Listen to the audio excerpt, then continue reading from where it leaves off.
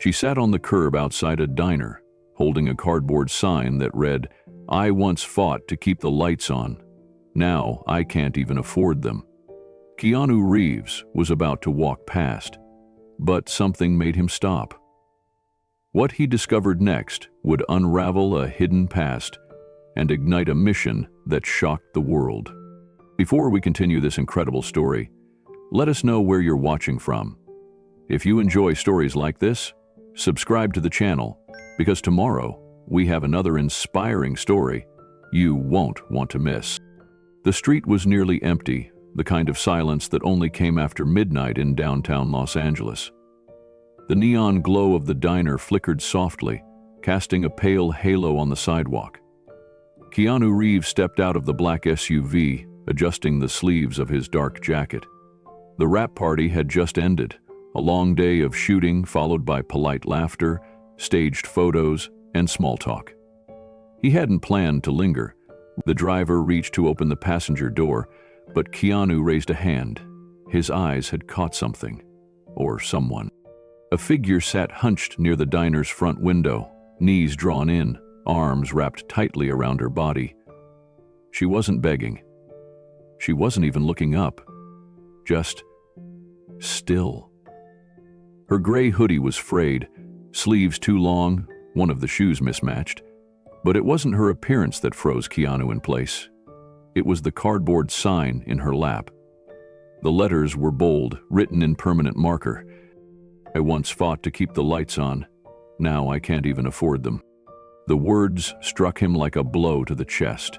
He stood there for a moment, silent. Then, without a word, he motioned for the SUV to wait around the corner and quietly walked toward her. She didn't look up as he approached. Keanu didn't introduce himself. He didn't crouch or kneel, didn't offer cash or ask questions. He simply lowered himself onto the curb beside her and sat. For several seconds, neither of them spoke. The traffic lights changed across the street, though no cars passed. Finally, she spoke first. "You're sitting awful close for someone who doesn't know me." Keanu gave a small smile, eyes on the sidewalk. "Maybe I'd like to." She let out a soft exhale, not quite a laugh, not quite a sigh. "Most people walk right by. Guess you're not most people." Keanu turned toward her, still sitting low, not leaning in. "What's your name?" "Marie," she said. "Marie Alvarez." There was a pause, then she added, "Used to be Staff Sergeant Marie Alvarez. Army, combat, engineer." Her voice was steady, no bitterness, no pride, just fact. Keanu nodded slowly. "I'm Keanu." She glanced at him then. Recognition flickered faintly across her face. But she didn't say anything about it. Instead, she said, "I figured." Another silence settled between them, but this one wasn't awkward.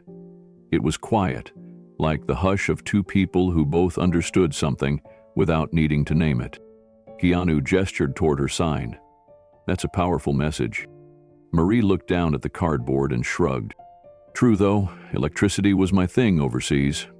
Built power systems in Kandahar, Baghdad, kept lights on in forward operating bases. Now, I can't even keep a flashlight battery charged." He looked at her hands, calloused, steady. The kind of hands that had worked hard, held tools, maybe weapons, maybe pain. "You hungry?" She didn't answer right away. Then she nodded once. "I could eat." Keanu stood and motioned to the diner door. "I treat." She hesitated. "You sure?" He offered a quiet smile. "I'm sure." The warmth of the diner hit them as soon as the door opened. Inside, a lone waitress looked up from her tablet but said nothing as they entered. A few truckers sat in a booth near the back, eyes on their coffee, the hum of an old jukebox filling the quiet with the faint sound of blues guitar. Keanu chose a booth by the window. Marie slid in across from him, her movements slow and cautious, as though unsure if this was real. She kept her coat zipped, her shoulders tight. He didn't press her. The waitress came over, pad in hand. "Usual for you, hun?" she asked Keanu, only half joking. He smiled politely. Just coffee for me, and whatever she wants." Marie scanned the laminated menu. Her eyes flicked quickly, like she was counting prices. Keanu noticed, but said nothing. "I'll have eggs, toast, black coffee." The waitress nodded and walked off. Keanu rested his hands on the table. "How long have you been out here?" Marie's eyes didn't lift from the window. "Too long. Not long enough to get used to it." He waited. "I got discharged 6 years ago. At first, it was okay. Had a job in utility management, worked on grid layouts, helped integrate backup power systems for low-income housing. Nothing fancy, but it mattered." "What happened?"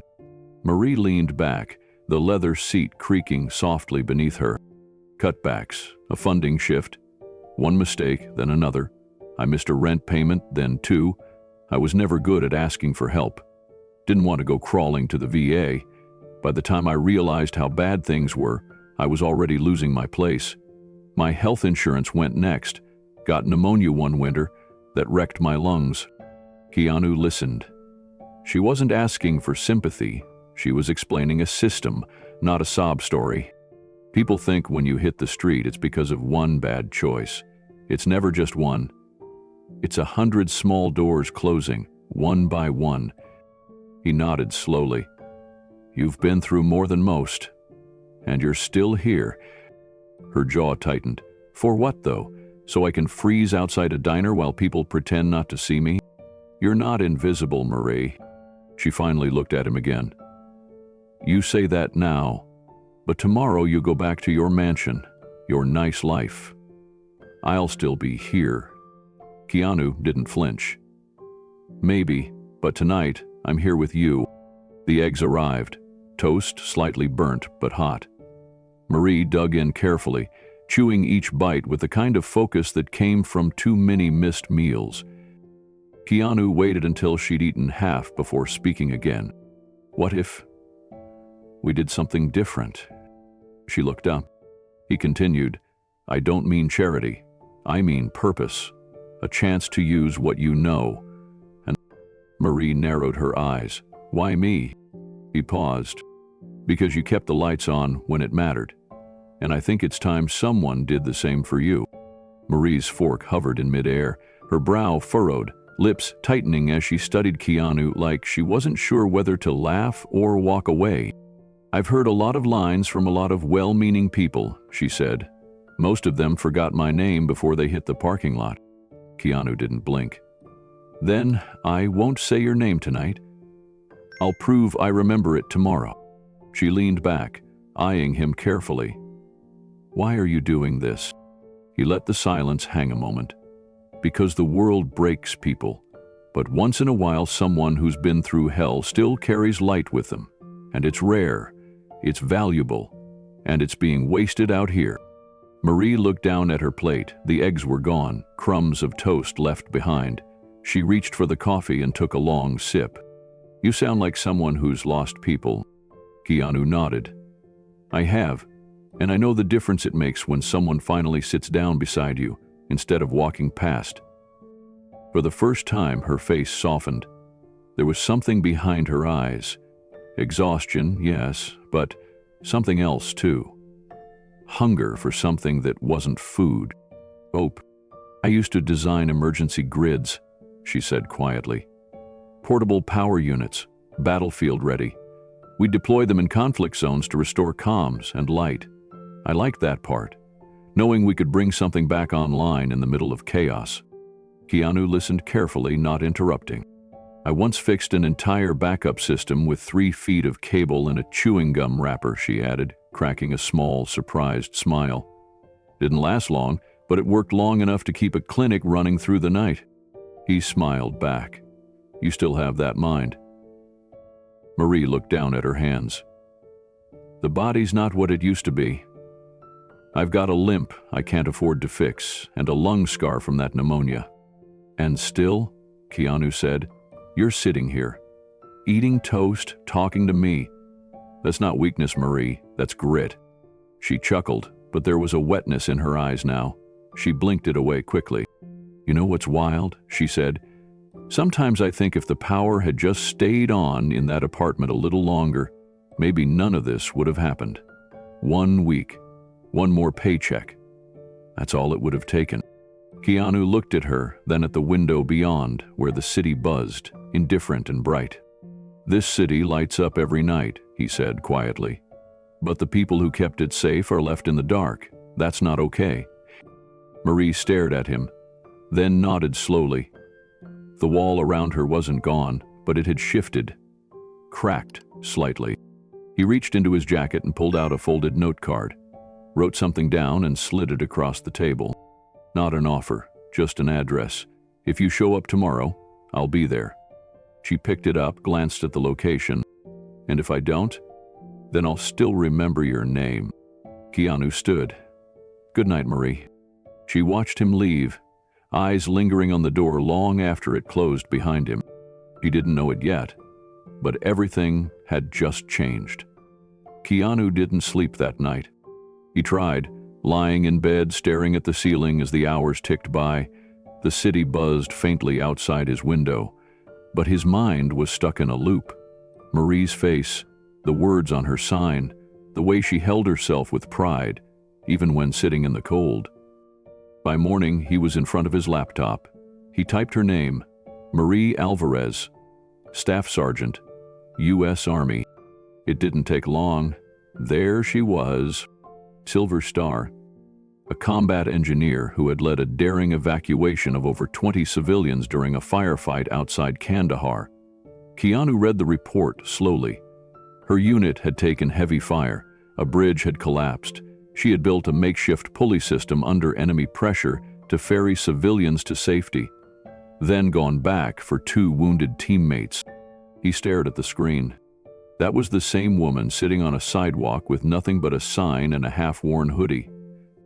He found a photo, old military ID. She looked younger, but the eyes were the same, sharp, focused, no nonsense.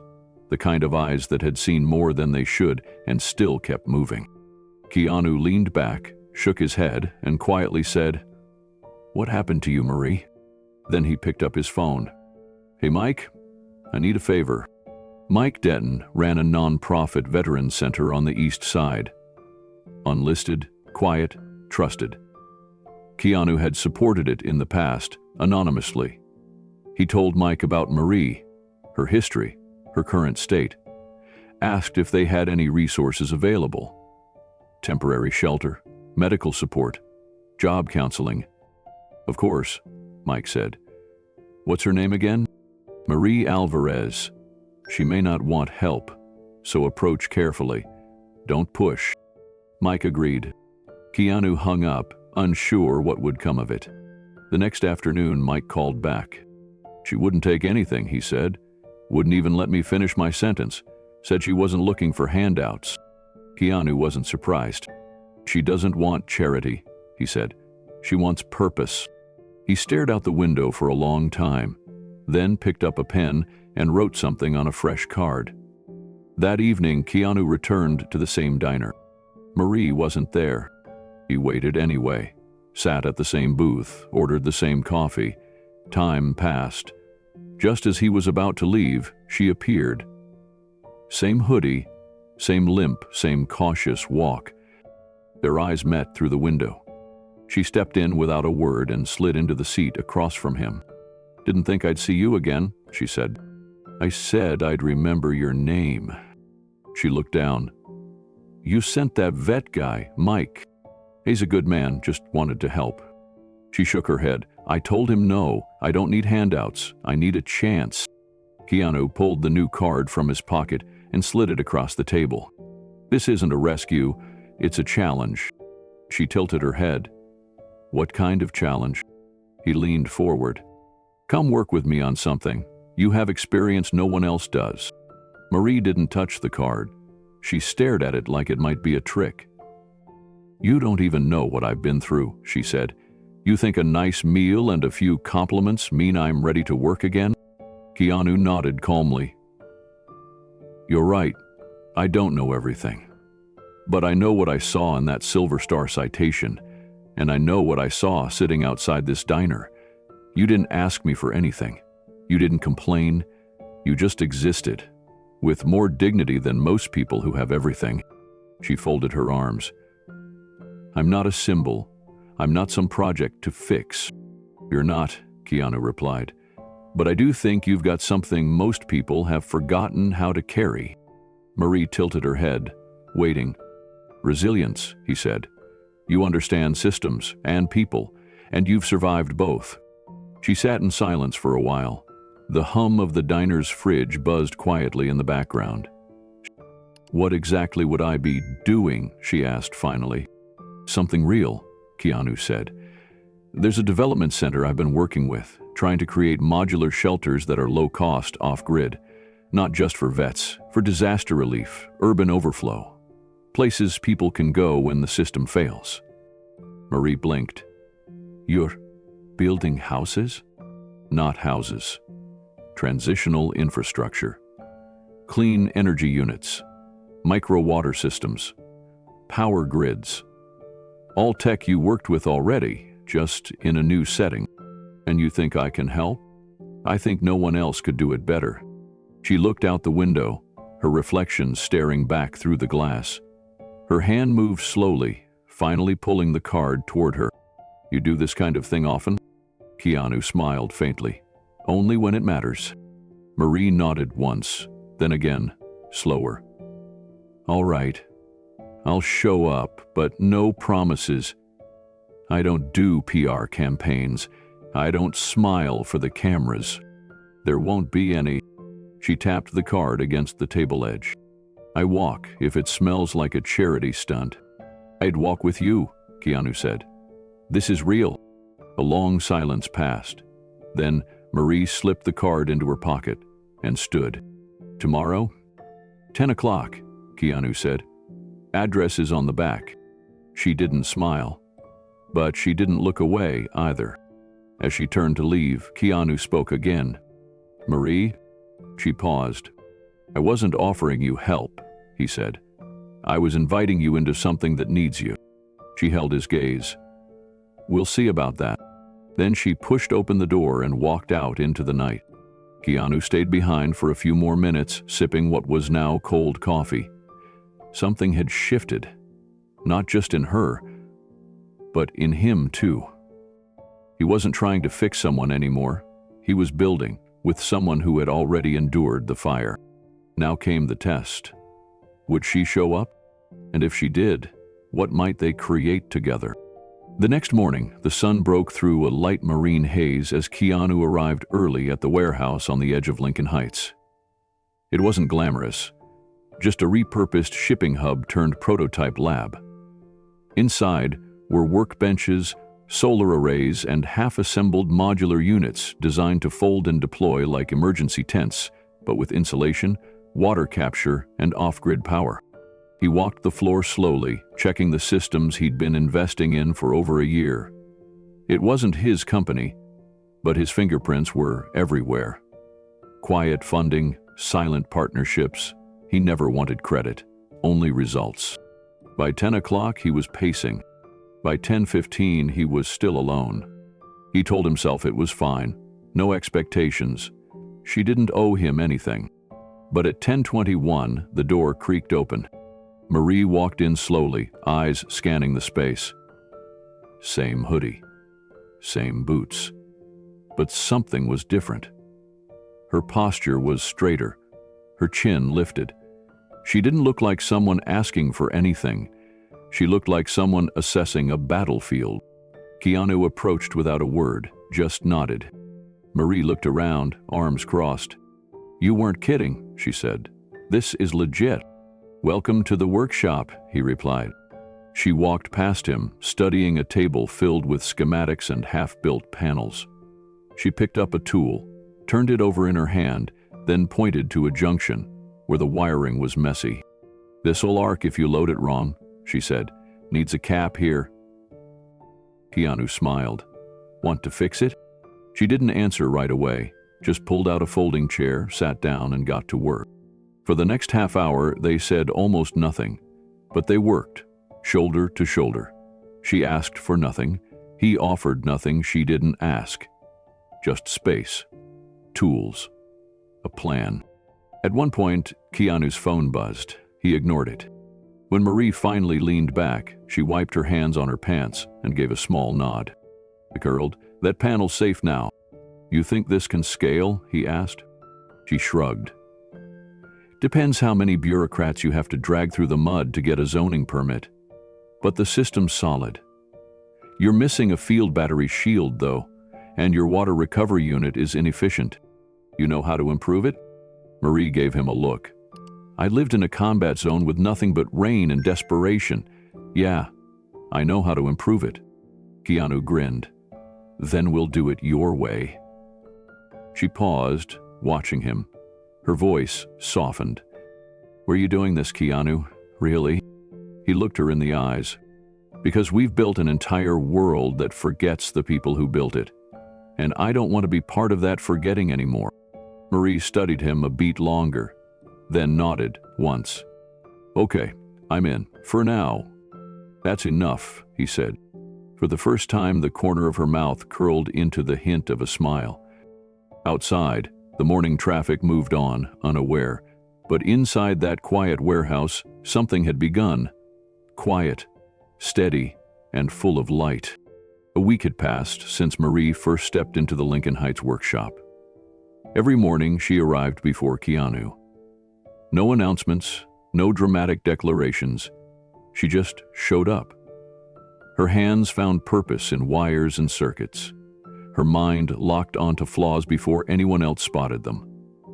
But something was still holding back. A stiffness in her shoulders.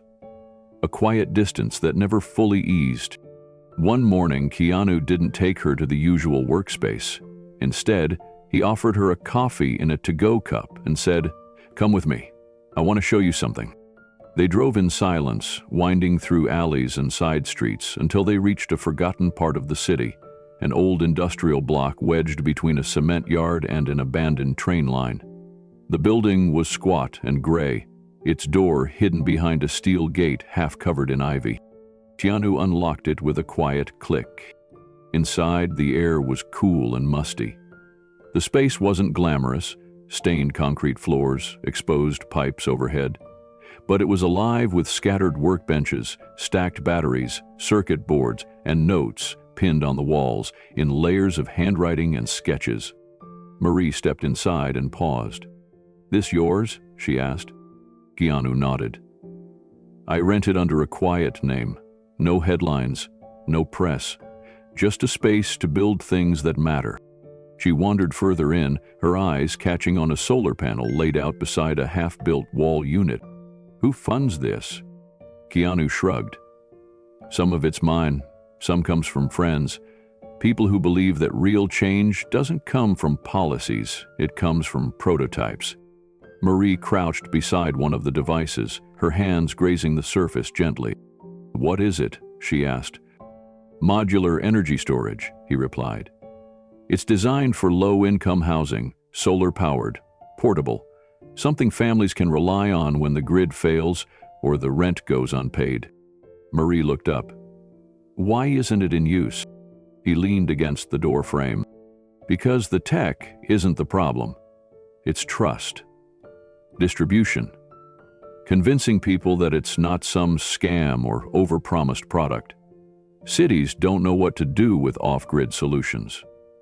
And a lot of communities have been burned too many times." She stood and pointed at the blueprint taped to the wall. "This circuit here, your main safety switch, it's vulnerable. If it shorts, you risk overheating." Keanu walked over. "You sure?" "Completely. You're stacking amperage through a converter that doesn't self-regulate. It's a fire risk." She grabbed a pencil, circled the weak point, and began sketching a correction. Keanu watched her, saying nothing, just nodding. Marie's eyes narrowed with focus, her posture shifting, doubt giving way to engagement. "You let this go out like that?" she muttered. "You're setting someone's kitchen on fire. But if you do this..." She stopped, drew a parallel circuit path. "There. Safe, redundant, and cheaper." Keanu smiled. "You just saved me 6 months of testing." Marie cracked a grin. "Brief, real. "You're welcome." They spent the rest of the morning at opposite ends of the same bench, surrounded by tangled cords and old soldering irons, testing circuits and reworking designs. Marie had rolled up her sleeves, revealing the faint outline of an old scar along her forearm, likely from combat or an accident long forgotten. She didn't talk much, and Keanu didn't press. He knew better than to fill the silence when the work was speaking for itself. Outside, the hum of traffic and distant sirens reminded them they were still in Los Angeles. At one point, the shrill blare of a police siren cut through the air like a blade. Marie froze. Her shoulders tensed. The tool in her hand trembled slightly. Keanu noticed, but said nothing. He quietly adjusted the volume on the old radio in the corner, tuning it to a low jazz station that softened the noise bleeding through the walls. A moment passed. Marie took a breath, blinked twice, and resumed working. They didn't acknowledge it. They didn't have to. After hours of wiring, aligning panels, and soldering connections, the prototype sat complete on the table between them. It was compact, about the size of a large backpack, with brushed aluminum sides and a glowing charge indicator. A finished unit. Portable, efficient, and, thanks to Marie, Keanu connected a test light to the output port. He flipped the switch. Nothing. Marie frowned. "Did we fry the output?" "Doubt it," Keanu said, checking the inverter. "Battery's solid. Circuits are clean." Marie leaned over and tapped the reset node with the screwdriver. The light flickered, then held. Warm white light flooded the space in a soft glow. Marie let out a breath she didn't know she'd been holding. "It works." Her voice wasn't triumphant. It was steady, like an affirmation. She looked at Keanu. He smiled, his hand still on the table. "So do you." Marie froze for half a second, then looked down at the glow. "I forgot what this felt like," she said. "To build something that might help someone instead of hurt them." Keanu nodded slowly. "That's why I kept coming back here," he said. "Not just to make things, but to remember I'm more than the roles people expect from me." She tapped the side of the device. "You could have hired engineers, people with degrees, big resumes." "I didn't want resumes," Keanu said. "I wanted someone who understood what it's like when the power goes out for real, when life depends on fixing it in the dark." Marie looked at him for a long moment, then said, "I used to run toward explosions without thinking. Now I get jumpy at sirens." "You're still here," he replied. "That's not failure, that's strength." They sat there for a minute longer, both of them quiet, the prototype humming softly between them. Then Marie stood up and stretched her back. "Want to build another one?" Keanu laughed. "Let's make 3. They got to work again, side by side. This time, their movements were faster, more fluid. The second unit came together quicker. Marie suggested small improvements as they built. Shorter wire paths, clearer indicator lights, better fuse access. Keanu implemented every one without hesitation. By late afternoon, they had 3 functioning prototypes lined up on the table like a quiet little army. They didn't celebrate. They just looked at them, tired but satisfied. Marie rubbed the back of her neck. "You really think people will use these?" she asked. Keanu looked at the devices. "If we get them into the right hands, yeah. Not everyone will trust it at first, but the ones who do, it could change everything for them." Marie's voice lowered. "What if they don't want my help? What if people look at me and only see what I've become, not what I can do?" Keanu leaned against the bench. "Then we build anyway, and let the work speak louder than the past." Marie stared at the ground. "You know, when I was first deployed, we used to sleep in these prefab bunkers. Paper-thin walls, dust everywhere. But inside, we had one solar rig that powered a single fan and a radio. It didn't seem like much at the time, but every night that fan and that music reminded us we were still human." Keanu nodded slowly. "That's exactly what this is about." She looked over at him. It doesn't erase everything that happened. The failures, the fear, the days I didn't want to get up. I know, Keanu said, but it gives you something else to wake up for. They stood together, not speaking for a while. Then Marie said, "You ever build something that broke your heart?" He paused, thinking. "Yeah, once. I tried building a community shelter in a part of the city no one wanted to talk about. Zoning fell apart. Land was sold out from under us. The people who needed it most lost trust. It stayed in my mind for years." "What did you do after that?" "Came here, started smaller, quieter, tried again."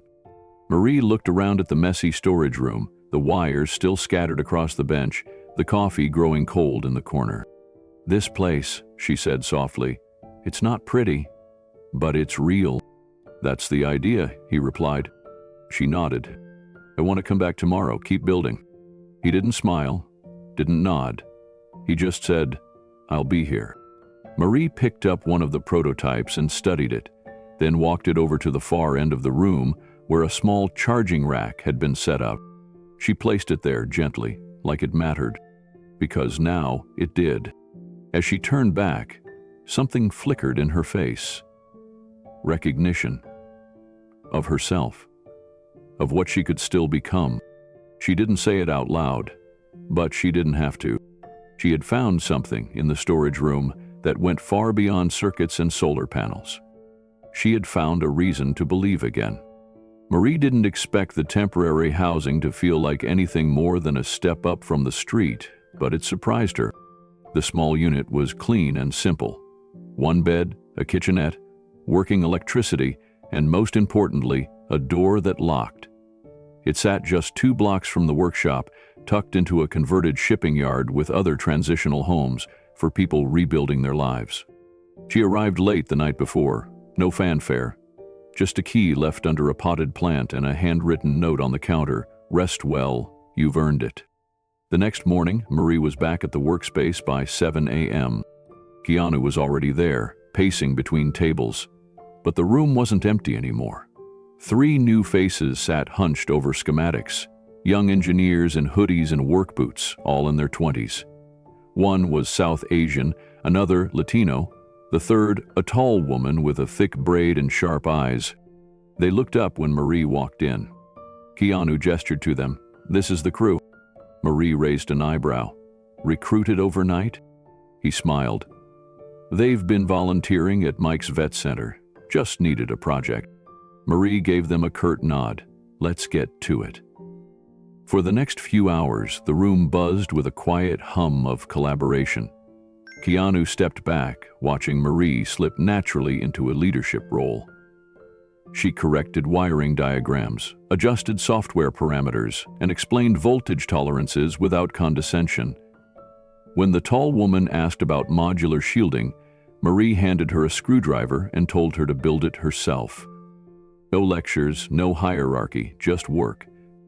By the end of the week, they had 7 functioning prototypes ready to deploy. That was when the name emerged. They sat around folding chairs, eating noodles from paper containers. One of the engineers asked, "What are we calling this?" Marie shrugged. "Does it matter?"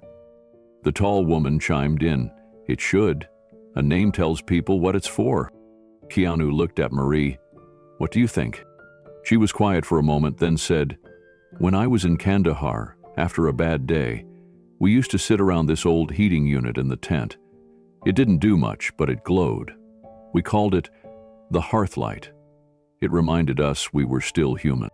The room went silent. Keanu nodded. "Then that's the name." Hearthlight was born. Their first test light was a trailer park on the east edge of the city. The area had struggled with brownouts for years, especially during heat waves. Keanu's team arranged it with a local contact. No press, no announcement. Just boots on the ground and tools in hand. They arrived early. The residents watched cautiously from porches and doorways. Marie went straight to the largest trailer at the center of the lot. A man in his 30s opened the door. He wore a tank top, had oil-stained fingers and eyes that said he didn't sleep much. "Carlos," he said, "you're the power people?" Marie nodded. We're Hearthlight. We don't promise miracles, just light that doesn't quit. Carlos stepped aside, waving them in. Inside the trailer, it was stuffy but neat. A small fan pushed air around with little effect. In the back room, Marie spotted a tangle of extension cords running to a single backup battery. On a side table, a compact medical device blinked with a red warning light.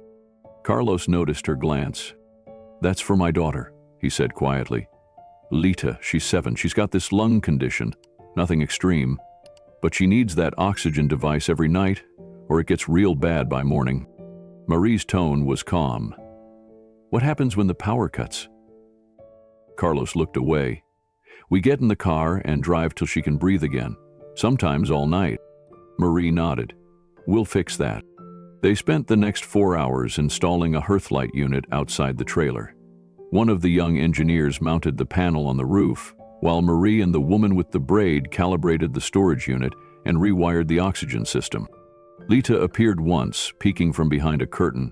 She had big eyes and hair braided in 2 thick ropes down each shoulder. When Marie noticed her, she gave a small wave. Lita didn't wave back, just stared. Curious? Cautious? By sundown, the system was fully installed. Carlos stood beside Marie, hands on his hips. "So how does it work?" She walked him through the layout. "Solar panel charges all day. This unit here stores enough to last through the night and then some. Oxygen device stays plugged in here. You'll get an alert if anything drops below threshold." Carlos gave her a long look. "You ex-military?" "Yeah, thought so. You people build like it matters." Marie didn't respond. She just nodded. That night, as the temperature climbed and the city's aging grid started to buckle, Marie sat in her van parked outside the trailer park, eyes fixed on a small laptop, monitoring the output levels. At 11:43 p.m., the grid dropped across the block. She saw it in real time. The trailer park lights blinked out, one by one. Except for one, Carlos's trailer. The Hearthlight unit held steady. Power flow consistent, oxygen device humming. Marie exhaled. But at 12:06 a.m., something unexpected happened. A power surge hit the signal line. The prototype's alert system blinked. Voltage spike. The software hadn't accounted for a sudden feedback loop from an illegal cable tap nearby. Marie's fingers moved fast. She connected remotely, rerouted the breaker logic, and initiated a manual override of the input surge system. The screen steadied. "Alt," she whispered. Inside the trailer, Carlos sat beside his daughter's bed, watching her sleep. The fan spun. The oxygen machine glowed green. The Hearthlight held. Marie sat back, her pulse slowing. It worked. Even under pressure, even with sabotage. No one knew, no cameras, no applause. Just a little girl breathing easy through the night. The next morning, Marie returned before sunrise, carrying 2 thermoses of coffee. She found Carlos outside, leaning against the trailer, eyes red but grateful. He didn't say much, just took the coffee with a quiet nod.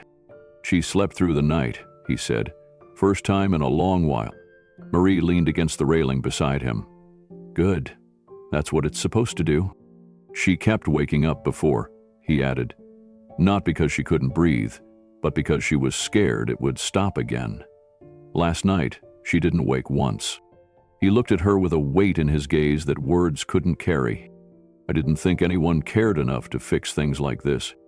Marie didn't smile, just said, "We do now." The trailer park began to stir. People came out of their units, surprised to find one had light while the rest didn't. Neighbors gathered around the Hearthlight unit, asking questions. The young engineers arrived, explaining the basics, handing out flyers, demoing the emergency features.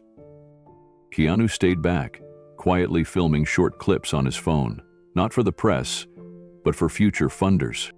Marie moved through the crowd with calm confidence. She answered every question directly.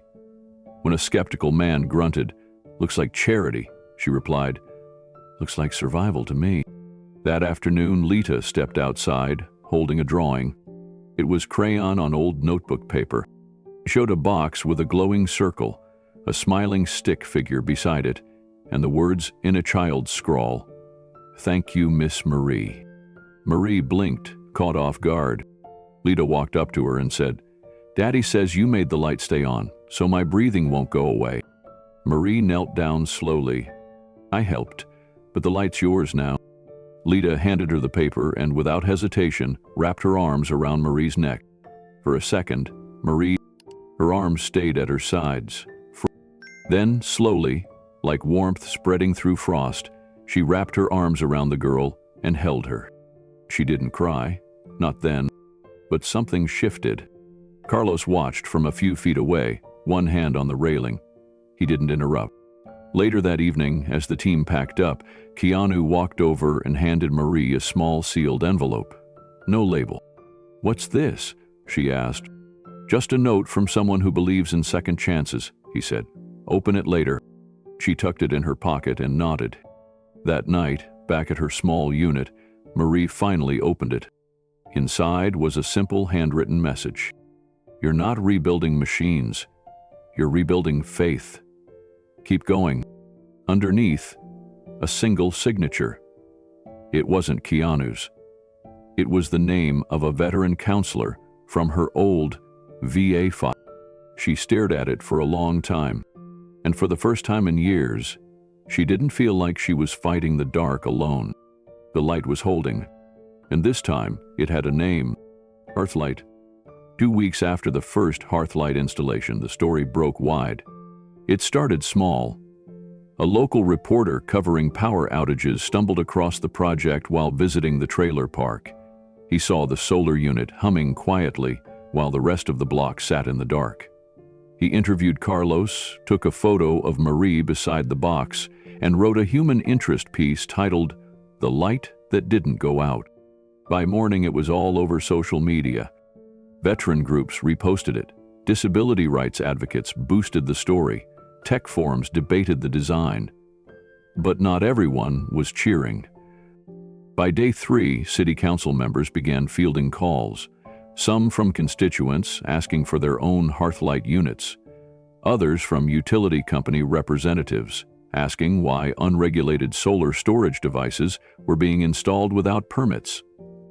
That afternoon, a notice was slipped under Marie's workshop door: "Cease and desist. Unapproved energy device deployment in residential zone." Marie held it in both hands and stared at the words. She felt a familiar sensation rise in her chest, tightness, like pressure closing in. Her instincts told her to shut down, go dark, disappear again. Keanu sat across the table, watching. "You okay?" he asked. "No," she said. She placed the paper down gently, like it might explode. "We're not doing anything wrong," she added. "These are safe. They're helping people." "That's not the issue," Keanu replied. "The system doesn't know how to handle new solutions. It reacts by pushing back." Marie's jaw clenched. Why does helping someone have to be a fight? He didn't answer. Instead, he slid a folded paper toward her. "What's this?" she asked.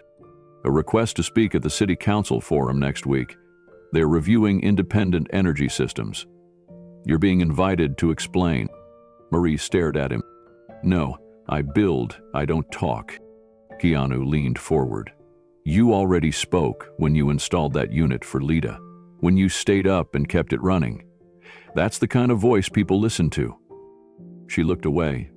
"What if I mess it up?" "Then you mess it up. But you'll still be heard." A long silence passed. Finally, Marie said, "Fine, I'll go. But I'm not promising I'll say anything worth hearing." Keanu smiled. "You will." The night before the forum, Marie barely slept. Her hands shook as she ironed the plain shirt she'd borrowed from a neighbor. She paced the length of her unit 100 times. Her notes were messy. Her mind was worse. But when she arrived the next morning, the room was already packed.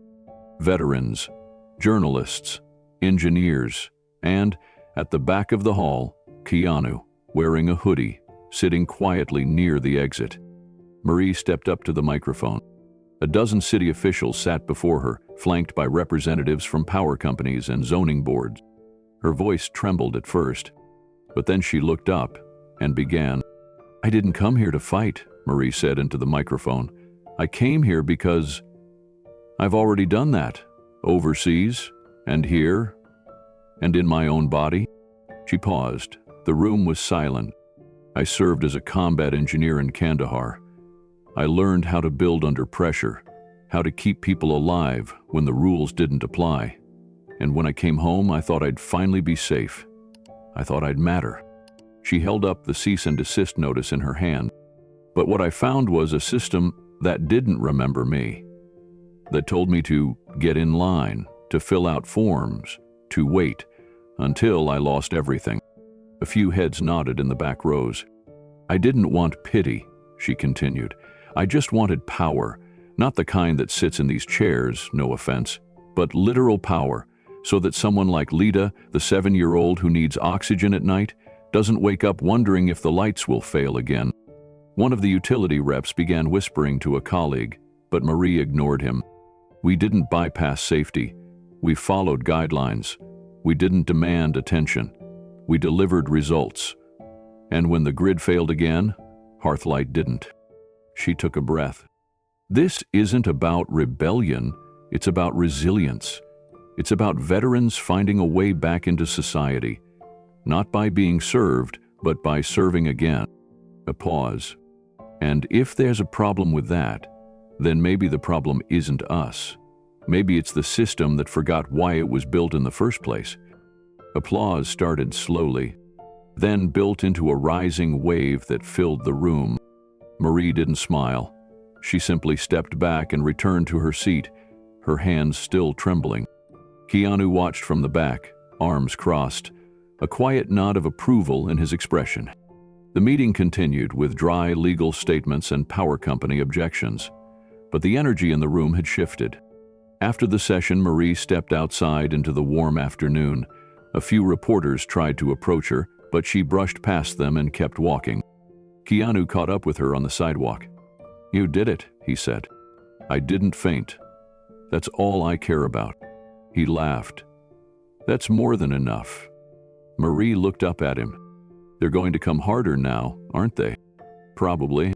She folded the notice and shoved it in her bag. "Then we keep building." A few steps behind them, a journalist stood near a tree, snapping discreet photos. He'd recognized Keanu under the hoodie. Back at the newsroom later that day, the journalist dropped the photo on his editor's desk. "You're telling me Keanu Reeves is financing a rogue energy network through a homeless vet?" The editor raised an eyebrow. "Run it," the journalist said. "This isn't just a feel-good story, it's a movement, and he's behind it." The editor nodded. But when they reached out for comment, Keanu's response came quickly, through a brief emailed statement. "This story was never about me. It still isn't." The next day, Marie arrived at the workshop to find a handwritten note slipped under the door again. This one was from a city inspector. "I watched your testimony. Keep building. I'll stall the paperwork." She stared at it for a long time, then folded it carefully and tucked it into the notebook where she'd kept her speech drafts. The same notebook that had once held sketches, equations, and memories too painful to look at. Now, it held momentum. Inside, the Hearthlight crew was already busy. 2 new faces had joined overnight. One was a young woman from Watts who'd studied renewable energy online while caring for her siblings. The other was an older man, a retired lineman with deep hands and quiet eyes. No one had to ask why they came. Everyone just got to work. Keanu arrived late that morning as usual, holding 2 paper bags, one with breakfast burritos, one with replacement capacitors. He dropped both on the table and sat beside Marie, who was wiring a new thermal regulator. "They're digging," he said. "I figured," she replied without looking up. "I meant deep. They'll want to know how we funded it, why we didn't register it, who we're trying to undermine." She finally looked at him. "Are we undermining anyone?" He shook his head. "We're illuminating gaps." "That sounds like something a PR person would say." He smiled. Then I've been spending too much time around journalists. Marie leaned back in her chair. Do I have to start answering questions about you now? Keanu shrugged. Just say I'm a guy with a toolbox and too much time. She paused. You sure you don't want credit? His face softened. I've had my name on enough posters. Let this be yours. Later that afternoon, an article hit the wire. Hollywood star funds Veterans Power Revolution in LA. It showed Marie in front of the trailer park installation, the Hearthlight unit gleaming in the background. Keanu was blurred in the corner of the shot, half turned away, barely visible. Marie read the piece 3 times. It was mostly accurate, a few things exaggerated, but what stuck with her was the final paragraph. Marie Alvarez is not a symbol, she is not a headline. She is an engineer, a veteran, a survivor, and now, something else. A builder of systems where the old ones failed. She folded the page and placed it next to the inspector's note. Outside, dusk began to settle. In the workshop, wires hummed, circuits blinked, and voices overlapped in careful rhythms. Marie stood in the middle of it all and took a breath. Recognition had come, and with it, resistance. But she wasn't afraid of either anymore. She turned to Keanu and said, "We need a bigger workspace." He grinned. "I know a guy." She laughed for the first time in days. Not because the fight was over, but because, finally, she wasn't fighting it alone. The call came in the middle of the night. Keanu forwarded the message to Marie's phone with just 3 words attached. "You ready?" The voice message came from a small town in Northern California, barely a dot on the map. Flooded roads, rolling blackouts, no reliable power in the wake of recent storms. Worse, the town had already been devastated 2 years earlier by wildfires. What remained was brittle infrastructure and brittle trust. Marie rubbed her eyes and listened to the crackling voice of a local coordinator. "We've got seniors here, people with medical needs, kids. The county sent sandbags and bottled water. That's it." By morning, she had a crew of 6 volunteers packed and on the road. Keanu stayed behind to handle permits and new supply orders. This time, Marie led the deployment. They arrived just past sundown, headlights cutting through rain-slicked streets and mud-caked intersections. The main road was barely passable. Whole blocks were dark. One house had a porch light glowing from a gas-powered generator, but most sat in eerie stillness, lit only by candles or nothing at all. Marie parked outside the local community center, a low, weathered building that once served as a schoolhouse, now used for emergency shelter. A handwritten sign on the door read, "Open. If you need heat, come in." Inside, the smell of damp carpet and canned soup filled the air. Blankets covered tables. A few cots lined the walls. A dozen residents sat quietly under battery-powered lanterns. Marie stepped in and found the coordinator, an exhausted woman in her 50s wearing a Red Cross vest 3 sizes too big. Her name was Carla. She looked like she hadn't slept in days. "You the power folks?" Carla asked. "We're Hearthlight," Marie replied. "God, I hope that means what it sounds like." Marie nodded. "We'll start setup now. You'll be running by nightfall." Carla's eyes welled up, but she blinked it back. "Whatever you need, it's yours." They got to work immediately. 3 units unloaded. Battery banks checked. Roof mounts were impossible in the storm, so they configured temporary anchors on the flat structure using sandbag weights and reinforced brackets. It wasn't perfect, but it would hold. By mid-morning, word spread. People from neighboring blocks came to see the gear. Among them was a man with a salt and pepper beard, worn boots, and eyes that didn't miss much. He watched the team from a distance, arms folded, face unreadable. Marie noticed him standing by the steps.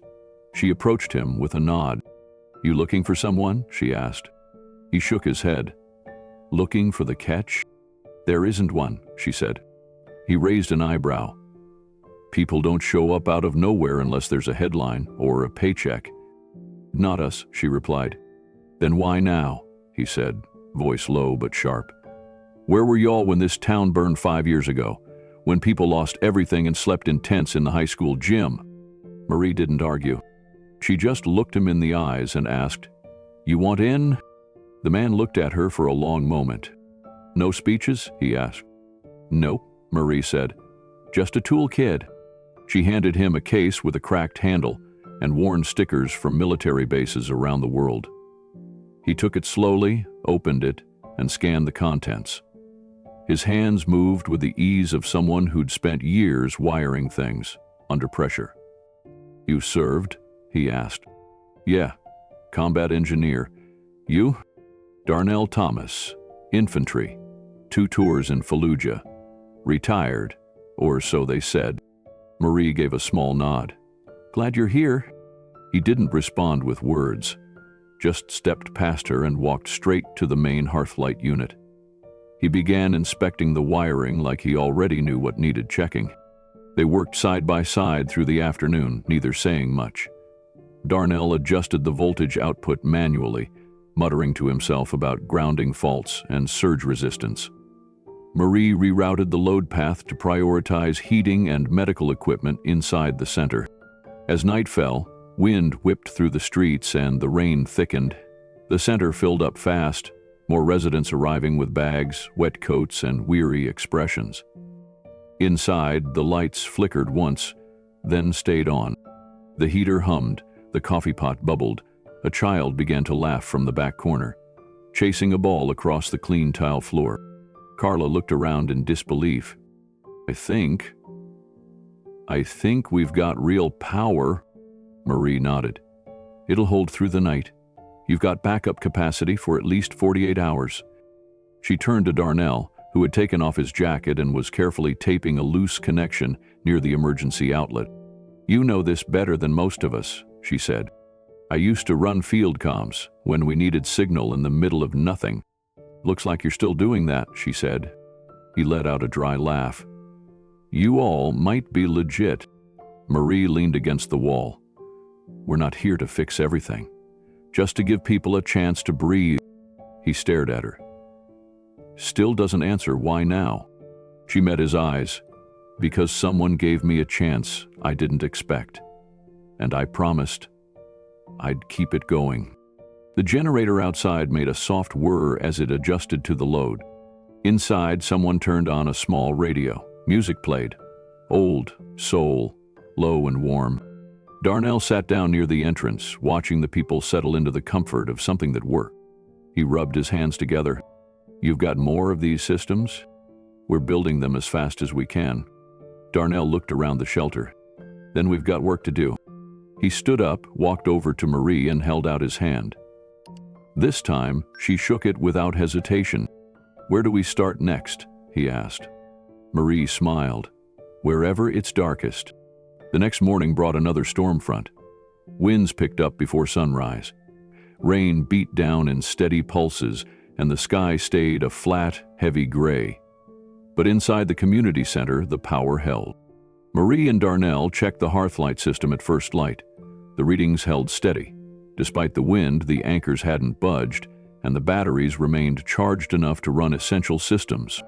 Carla approached with 2 cups of coffee. She handed one to Marie, then the other to Darnell. "I don't know what to say," she whispered. "It's been years since we made it through a storm without losing heat or light." Marie nodded. "You don't have to say anything." Carla looked over the sleeping cots. "You didn't fix everything, but this right here? This means more than you know." A few hours later, a transformer exploded a mile down the road. The grid failed across half the county. But the Hearthlight unit kicked in without delay. The center stayed lit. The heat stayed on. That night, families who had once huddled around flashlights now sat reading books. Elders who usually suffered in silence during outages rested easily, warmed by working heaters and steady lights. Marie walked through the hall slowly, checking in on every person. She paused at a table where Darnell sat with a young boy, teaching him how to read a voltage meter. The boy's mother smiled from across the room. "He hasn't had school all week. This is better than class." Darnell looked up. "He's got good instincts. Might have to put him on payroll." Marie grinned. Later that evening, Darnell sat on the porch of the center, watching the rain. Marie joined him with a blanket draped around her shoulders. "My first storm back," he said. "Usually I sit in the dark with a candle and wait it out." "Why didn't you leave town like others?" she asked. He shrugged. "Because this is my home. Even broken, it's still mine." They sat in silence for a moment, the kind that says more than talk ever could. Then Darnell turned to her. "You didn't just bring power, you brought presence. That matters." She looked out over the soaked streets, the dim glow of the hearthlight units cutting softly through the fog. "It matters to me too," she said. "More than I ever thought it could." A car pulled up quietly. Keanu stepped out, soaked from the drive, carrying a duffel of supplies and replacement parts. He gave a short wave. Darnell raised an eyebrow. "That your guy?" "He's part of the reason any of this started," she said. Darnell chuckled. "We'll tell him we could use another set of hands." Marie stood. "I think he'd like that." As Keanu joined them, he looked around the shelter, then at Marie. "You did good here," he said. She looked back at him, eyes steady. "We did." And in that moment, with wind howling and the world outside flickering, the center held firm. Because someone showed up. And this time, they stayed. The success of Hearthlight didn't just light up homes, it lit up headlines. And that kind of visibility came with a cost. By the time Marie returned from Northern California, there were 4 cease and desist letters waiting at the workshop. Each one carried the heavy, impersonal tone of corporate legal teams. One was from a major energy conglomerate, another came from a regional regulatory board. The rest were veiled threats dressed up as concerns for public safety. Keanu placed them in a folder without a word. Marie didn't ask to read them. But the pressure wasn't subtle anymore. News outlets began running segments not on Hearthlight's mission, but on its legality. "Unauthorized microgrid disrupts local infrastructure," one chyron read. Another, "Is LL's power underground safe or dangerous?" Keanu stayed calm. Marie didn't flinch. But then came the summons. She was called to appear before the California Public Utilities Commission, a formal review. On the record, full testimony. The letter arrived on a Monday. "You don't have to do this alone," Keanu said as she read it. Marie shook her head. "They're not after you. Not yet." She spent the next 3 days preparing, not with lawyers, but with engineers and residents who'd used Hearthlight. She asked them what had worked, what hadn't, and what they were most afraid of losing. The day of the hearing, she wore her service uniform jacket over a plain black shirt. She didn't want symbolism. She wanted recognition. The chamber was vast and cold. Polished wood, high ceilings, nameplates lined in brass. The commissioners sat elevated, a literal reminder of power dynamics. Marie stood alone at a small desk below. The buzzer sounded. The lead commissioner adjusted his glasses and began. "Mrs. Alvarez, you are the listed technical supervisor of the Hearthlight Initiative, correct?" "Yes, sir." "Are you a licensed electrical contractor in the state of California?" "Then by what authority do you install power systems on residential and public properties?" Marie stayed calm. "Our systems meet or exceed safety standards. We work with licensed electricians where required." "That's not the question." Marie looked directly at the panel. "I'm not here because I violated codes. I'm here because we did something the official channels didn't. Keep the lights on when they went out, everywhere else." The commissioner didn't flinch. "Let's stay focused on facts." Another board member, older, more severe, leaned forward. "What qualifies you to lead a project of this scale, Ms. Alvarez?" Marie paused. Her voice didn't rise, it didn't crack. "I've disarmed roadside bombs while under fire. I've restored power to field hospitals in blackout conditions. And I've spent nights freezing on sidewalks in the same city I once served to protect." She glanced around the chamber. "I know what it's like to go without power in a war zone, and right here in Los Angeles. I think that qualifies me to try." For a few seconds after Marie finished speaking, The chamber fell silent. Then the lead commissioner leaned back, stone-faced. "Emotional appeals are not policy," he said. "We're here to determine risk, not sentiment." But his words felt hollow. A younger woman on the panel, Commissioner Alvarez, no relation, glanced sideways and cleared her throat. "Ms. Alvarez," she asked gently, "how many Hearthlight systems are currently in operation?" 23 fully installed, 9 more under community evaluation, Marie replied. "And have there been any injuries, power failures, or complaints associated with your systems?" "None. Each install includes voltage regulation, ground fault protection, and thermal monitoring." "And who performs post-installation audits?" "We train community leads using state guidelines. Then we submit reports to municipal safety boards, even when not legally required." Another commissioner cut in sharply. "So you admit you are operating in a legal gray zone?" Marie looked him in the eye. "I admit that the law hasn't caught up to the crisis." Gasps echoed from the small public gallery in the back. Marie could feel her palms sweating, but her shoulders stayed squared. She didn't come to argue. She came to tell the truth.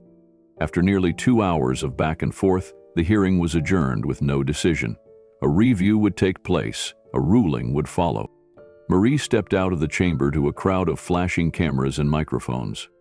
Someone shoved a recorder in her face. "Are you running a rogue operation?" "No," she said. "We're running a life-saving one." A veteran reporter, gray-haired and sunburned from years in the field, called out as she walked toward her car. "Would you do it again, even knowing the risk?" Marie didn't stop walking. "I already have," she answered. By that evening, the clip of her response on the commission floor had gone viral. "I've disarmed roadside bombs under fire. I think that qualifies me to try." It played on news shows, social media reels, and late-night monologues. Some mocked her, others rallied behind her, but no one ignored her. In a quiet room on the other side of the city, Keanu watched the clip from his phone. He didn't speak for a long time. Then, finally, he texted her 2 words. "You're incredible." Marie didn't reply. She was back at the workshop, tightening bolts on the next Hearthlight unit, sleeves rolled, eyes steady. Later that week, a journalist cornered Keanu during a charity gala for veterans. "Mr. Reeves, you've stayed mostly silent about your involvement with Hearthlight, but you're clearly funding it. Are you ready to go on the record?" Keanu didn't blink. "I'm not here to defend Hearthlight. It doesn't need my defense." He paused. "I'm here to celebrate courage, because heroes don't retire, they rebuild." The clip aired the next day. It wasn't a press conference. It was a quiet declaration, and it echoed louder than any headline. The next morning, Keanu's quote was everywhere. "Heroes don't retire, they rebuild." It made the front page of national outlets and circulated through veteran forums, engineering networks, and advocacy circles. But more than the coverage, it triggered a wave of unexpected consequences. Veterans across the country began sharing their own stories. Stories of power outages, of being forgotten, of fighting to survive not just overseas, but back home. A retired Marine posted a photo of his Hearthlight installation, captioned, "If Marie Alvarez is breaking the law, then maybe the law is broken." Another woman in Michigan, who ran a shelter for displaced women, tagged Hearthlight's newly created page with, "We're ready when you are. We've got people who need light." And then came the letters. Emails, handwritten notes, voicemails. Hundreds poured in. Not just asking for help, but offering it. Electricians willing to volunteer. Architects sending blueprints. Even teenagers wanting to intern for free. Marie read them one by one. She saved every single message. But not everyone was celebrating. The energy lobby doubled down. They released a formal statement claiming Hearthlight endangered public safety, risked fire hazards, and undermined decades of grid stability. A spokesperson from the National Energy Coalition appeared on a Sunday panel show, calling the project reckless activism disguised as innovation. That clip also made the rounds, but this time the backlash was theirs. Comment sections exploded with questions. Where were you during the blackouts? May we attack the people doing something when you've done nothing?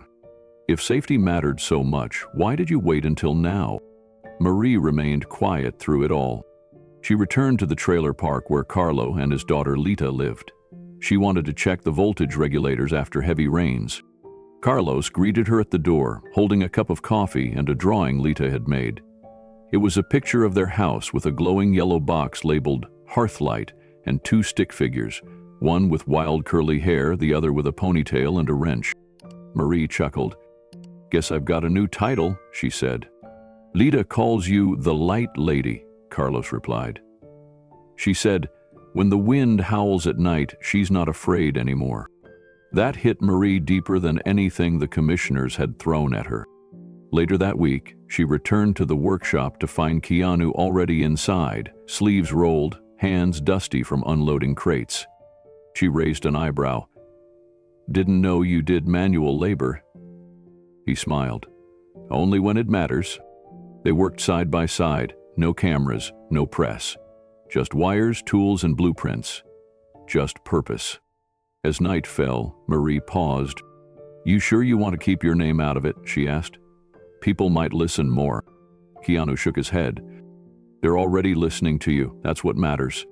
And in that quiet space between resistance and recognition, something remarkable took root. Not just a movement, but a memory. That sometimes the loudest voices weren't the ones speaking. They were the ones showing up, again and again, in the dark, with light. Marie didn't notice how thin she'd gotten until a teammate handed her a jacket and it slid off her shoulders. She tried to laugh it off, made a joke about losing weight, the wrong way, but Keanu caught her glance toward the floor. They had just finished installing Hearthlight systems in their third city, Stockton. What was supposed to be a small-scale pilot had become a full regional expansion.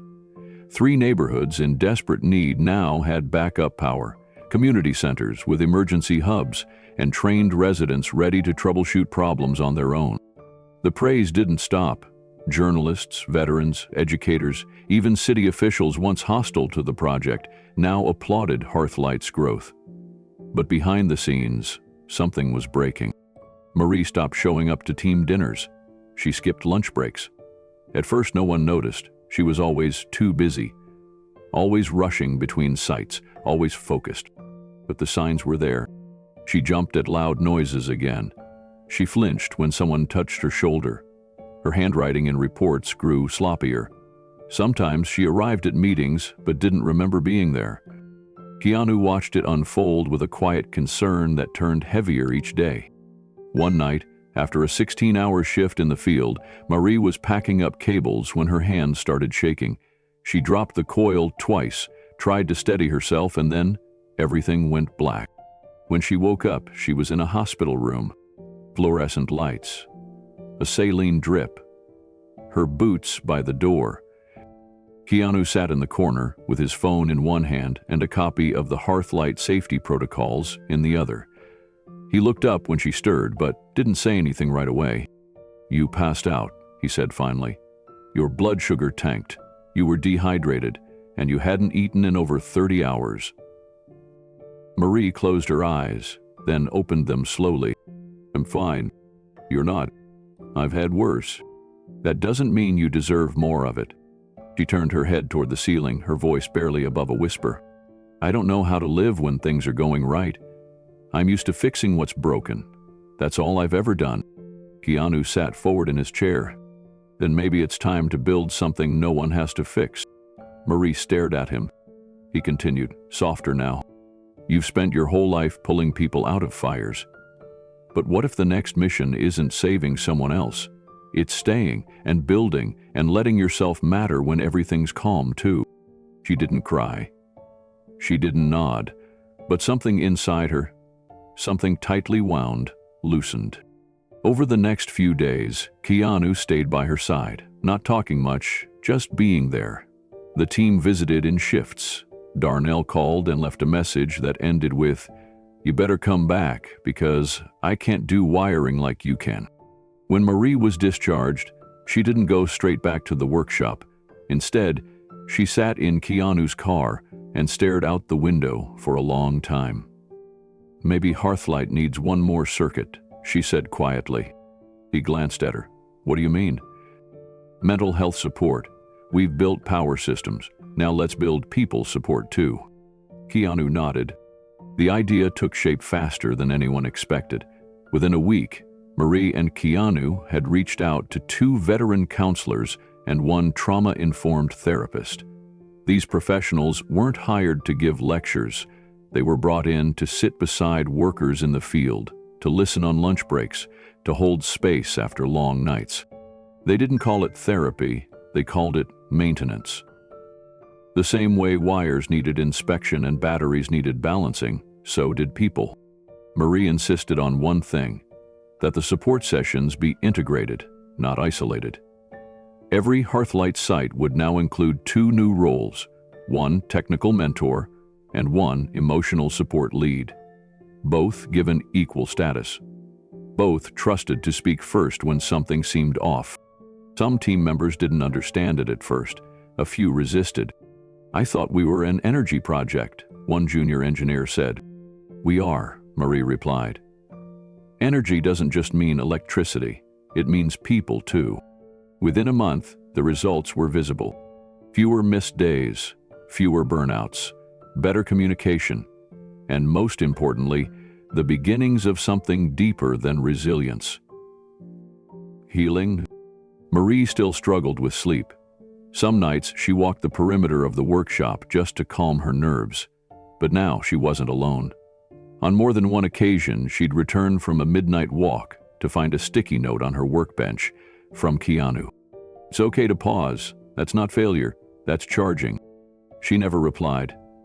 But she kept every single one of them. One evening, after wrapping a new Hearthlight install at a women's shelter, Marie stood alone in the darkened supply room, checking inventory. A mirror on the wall caught her reflection. She barely recognized herself. Not in a bad way, just different. Stronger, softer, not fixed, but no longer falling apart. A quiet knock came at the door. It was Keanu, holding a small box. "What's that?" she asked. "Just something I kept.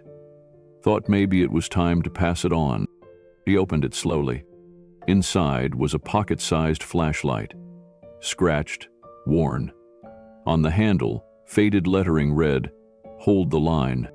"I carried it on location shoots," Keanu said. "Mostly useless in daylight, but when it got dark enough, it always worked." Marie ran her thumb along the metal.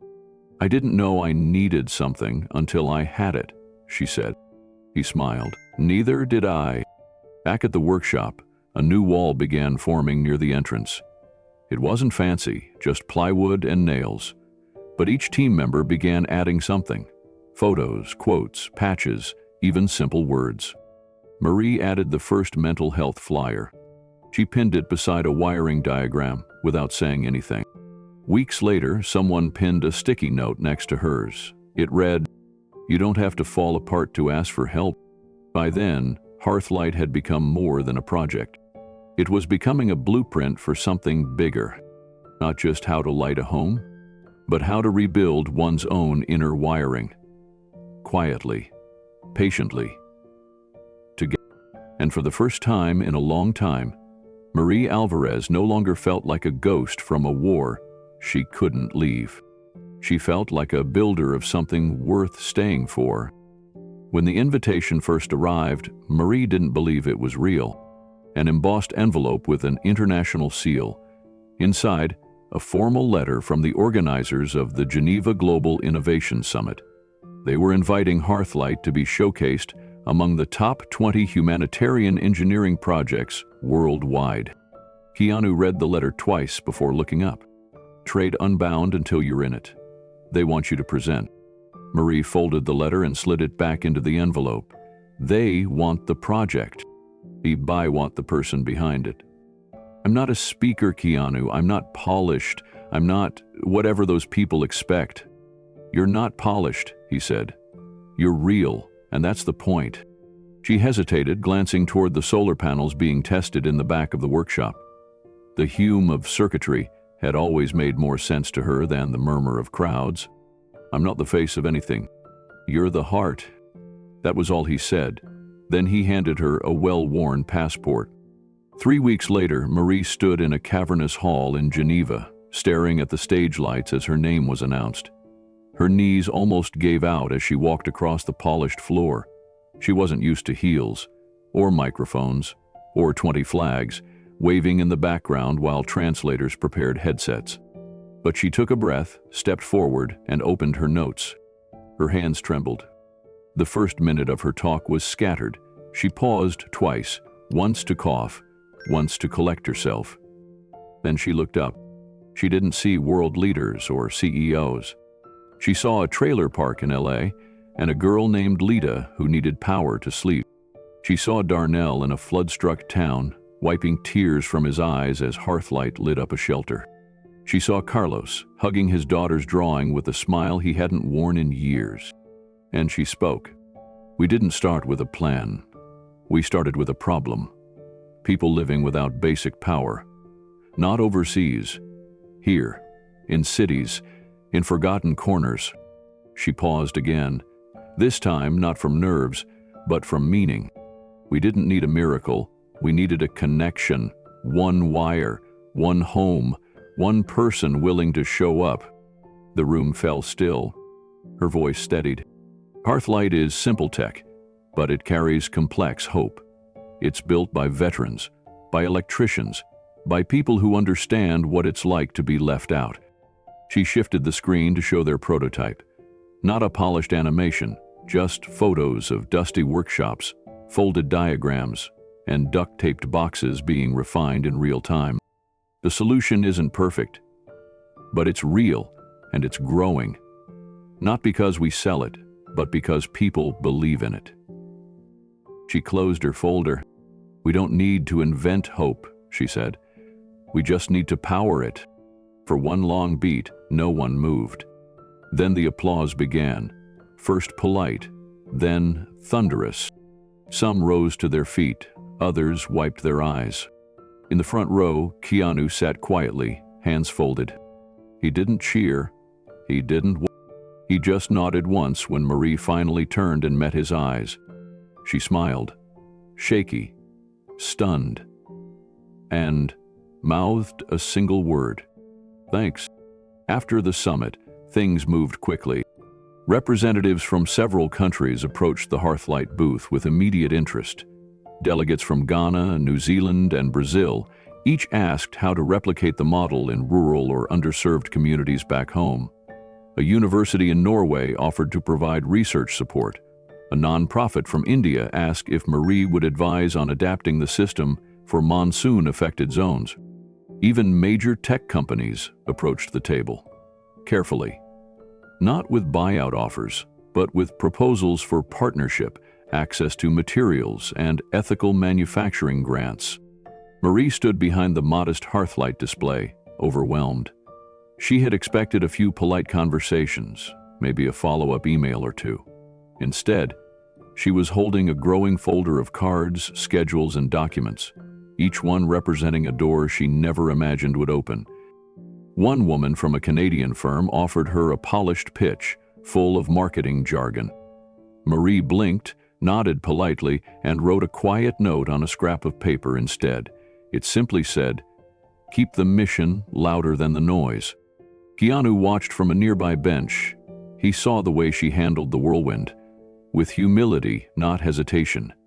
She didn't smile for cameras or pose for praise. She just listened, asked the right questions, wrote things down, kept her boots on the ground. That night, at the summit's closing dinner, an official from the World Energy Justice Fund approached her directly. "We'd like to help scale this, globally." Marie blinked. "You mean, like, licenses? Contracts?" "No," the woman replied. "We mean stories. We want to fund community rollouts where your team trains local leaders, not just installs the tech. We believe Hearthlight is more than equipment. It's a mindset." Marie didn't answer right away. She turned toward Keanu, who raised an eyebrow, waiting. Back at the hotel, Marie sat by the window, overlooking Lake Geneva. The lights from the shoreline shimmered across the water. Peaceful. Steady. She whispered aloud. "I'm scared." Keanu leaned on the doorframe. Of what? Of ruining it.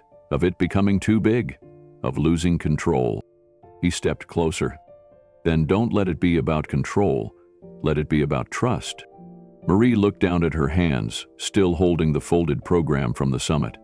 On the back, she had scrawled a note to herself before the speech. 4 words. Start small. Stay true. She breathed in deeply. "Okay," she said. "We'll train. We'll teach. But no shortcuts and no selling out." Keanu smiled. "That's the deal." By the time they returned to Los Angeles, the Hearthlight inbox was overflowing. Requests from 7 countries, donations from strangers, notes from families who had seen the summit video and wanted to be part of the mission. But Marie wasn't thinking about expansion just yet. She was thinking about the next house, the next hands to hold a toolkit, the next small light in the dark. One evening, while reorganizing the tools back at the workshop, she found the old flashlight Keanu had given her. The words were faded now, but still there. "Hold the line." She clicked it on. The beam flickered, then steadied. And in that quiet moment, she realized something. This wasn't just about power. It was about presence, about showing up, about carrying light into places long left in shadow. And now, finally, she knew how to do that. Not just for others, but for herself too. The success of Hearthlight didn't just attract praise, it brought pressure. Investors, some early supporters, others new faces drawn by media buzz, began asking for detailed rollout schedules, profit projections, and mass production plans. Local governments wanted immediate implementation across entire districts. International partners sent urgent requests for launch timelines. What had once been a quiet workshop had become the center of a growing storm. Marie tried to keep up. She woke earlier, stayed later, and began answering emails at all hours. She barely slept. Team members noticed she was more distant, less available for mentorship. She nodded through meetings and signed off on technical packets without her usual care. Then came the Phoenix installation. It was meant to be a flagship site. 12 interconnected Hearthlight systems, servicing a senior housing complex known for losing power during heat waves. It was a rush job. Deadlines had been moved up by 2 months. Some safety redundancies hadn't been triple-checked. A new software update, still in internal testing, had been pushed live to meet local political pressure. 3 days after launch, the city experienced a record-breaking heat wave. The Hearthlight systems failed. Not permanently, but long enough. Temperatures inside the senior housing units climbed into the high 90s. Medical devices lost power. Several residents had to be rushed to the hospital due to heat exhaustion and equipment failure. The media jumped instantly. Headlines screamed, "Experimental power grid fails during crisis. Vulnerable residents pay the price. Is Hearthlight too big, too fast?" Marie watched it all unfold from the corner of her workshop. She didn't speak, didn't argue. She just pulled her hoodie over her head and went silent. Emails poured in. Some supporters wanted answers, others distanced themselves entirely. A few investors hinted that funding would be re-evaluated if the brand wasn't protected. Inside the workshop, the usual hum of collaboration vanished. One night, Keanu found Marie sitting alone in the far corner. The lights were off except for the glow of one desk lamp. Tools were scattered around her, untouched. He didn't say anything right away. She finally spoke, her voice rough. "I signed off on the code update. I skimmed it and I told them to go ahead. They trusted me." "You made a call," Keanu said gently. "A bad one." He walked closer and sat beside her. Marie's hands trembled as she picked up a small soldering iron and set it back down. "I was never supposed to be in charge of anything, Keanu. I build things. I don't lead movements. I'm not the person they thought I was." He stayed quiet, giving her space to keep going. They were right. The critics, the ones who said I was just a soldier pretending to be an engineer, pretending to be a voice. Keanu turned toward her. "They're only loud," he said, "because you're doing something that matters." She shook her head. "That doesn't excuse what happened." "No," he agreed. "It doesn't. But it gives you a reason to fix it." Marie didn't respond, but her eyes lifted slightly. She wasn't ready to forgive herself, but she was listening. The next morning, Marie arrived at the workshop before sunrise. Her eyes were swollen from sleep deprivation, but her steps were steady. She didn't give a speech. She didn't call a meeting. She just walked straight to the whiteboard and erased the week's rollout plan. In its place, she wrote 2 words in bold black marker: "Slow down." The team stood in silence. One engineer stepped forward. "Does this mean we're pausing the whole expansion?" "Yes," Marie replied. "Until we figure out exactly what went wrong and how to make sure it never happens again." She appointed an internal task force, not to assign blame, but to trace every overlooked detail, every shortcut taken under pressure. She insisted on public transparency. The postmortem was published on the Hearthlight website, naming herself as the one responsible for approving the update too soon. Some called it a PR disaster. Others called it leadership.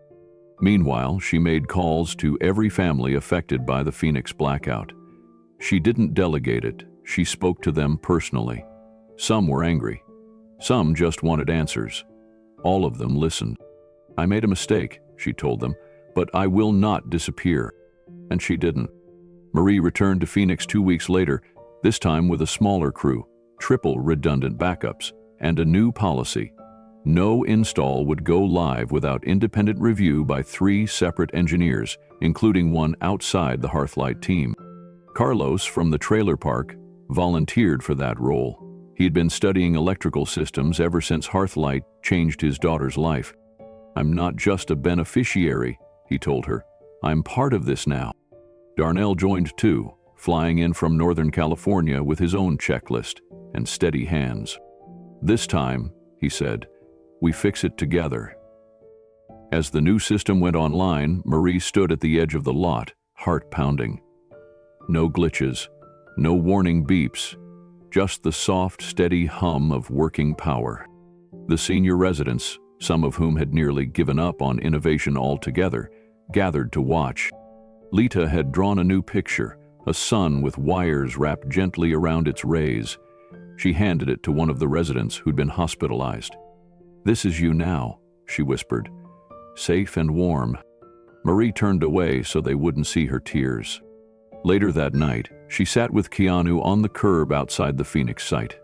The same curb where nearly a year earlier, she had once crouched with a sign and a half-broken spirit. Keanu looked at her quietly. "You okay?" "No," she answered honestly. "But I'm better." He nodded. "That's enough." She looked at him. "You ever regret pulling me off that sidewalk?" "Not once." She leaned back, breathing in the hot desert air. It smelled of dust, wires, and something new. Possibility. Across the street, Hearthlight units blinked softly in the dark, each pulse a reminder that failure wasn't the end of the story. It was part of it. And in that moment, Marie understood something she hadn't before. She wasn't just building systems anymore. She was building trust.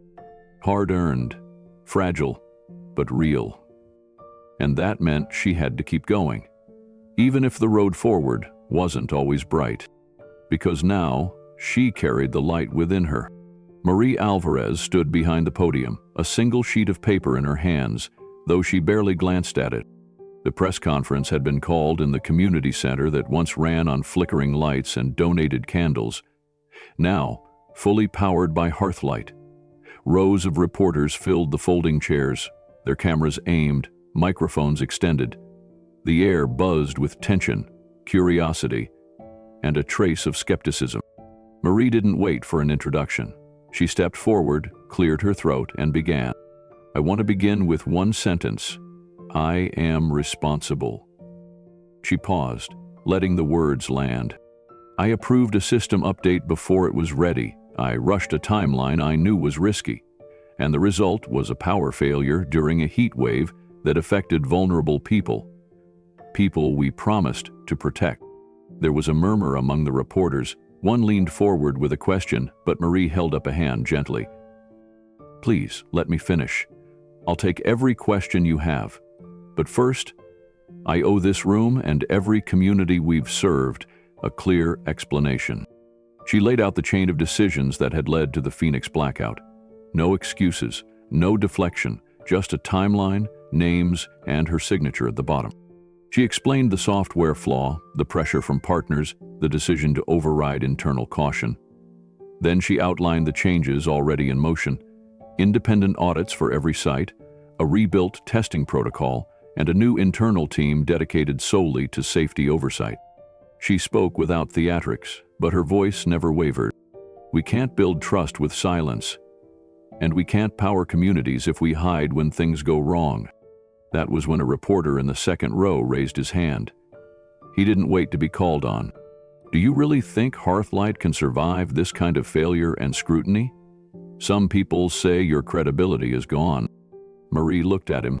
Survival isn't our goal, she said. Trust is. The words echoed through the room. Another reporter jumped in. Would you step down if asked? If it helped the mission move forward, yes, but no one has asked, and the people we serve have told me to keep going. Within minutes of the live stream going public, clips of the press conference began circulating online. The quote, "Survival isn't our goal, trust is," was reposted by veterans groups, climate activists, and educators around the country. Some framed it as bravery, others called it a masterclass in accountability. But what mattered most came from those who didn't have millions of followers. A mother named Denise posted a simple video from her living room. Her son, Jason, sat on the couch beside her with a breathing monitor softly blinking behind him. I'm not a political person, she said into the camera, but I want you to know that Hearthlight powers this device every night, and it's because of Marie that my son can sleep safely. I believe in her, and I believe in the work. The video went viral. In the following days, online backlash began to shift, gradually, then suddenly. Where there had once been blame, there was now empathy. Where there had been accusations, there were affirmations. Veterans posted their own stories, calling Marie a sister in arms. Leaders don't get everything right, one wrote, but real ones show up when it matters. Even critics began to soften. A local columnist, who had previously demanded Hearthlight's shutdown, published a follow-up titled, "Maybe this is what leadership looks like." In it, he wrote, "She didn't hire a crisis manager. She didn't dodge accountability. She stood at a podium, told the truth, and trusted the public to see her humanity. That's rare. And maybe that's the very reason she's the one to lead this." Meanwhile, Hearthlight's inbox, once filled with cancellations and angry demands, began to fill with something else: offers of help. Engineers from rival companies asked to review the new safety protocols. A retired fire chief from Arizona volunteered to serve as an external site inspector for rural installs. Community organizers in Detroit, Tulsa, and Sacramento wrote in asking how they could start their own Hearthlight chapters, offering warehouse space and volunteers. Marie read every message. She printed the ones from families, the mother with 2 autistic children who now had stable power for sensory devices, the nursing home manager who said her staff finally felt safe, a school principal who used the Hearthlight system to keep a gymnasium open during rolling blackouts. She taped these letters to the workshop wall. When Keanu visited one afternoon, he walked in and stood quietly, reading them. "She built a wall," he murmured, "but not to shut people out, to remind herself why she stays in." Marie stepped up beside him. "I needed to see their names, not just graphs and systems. People."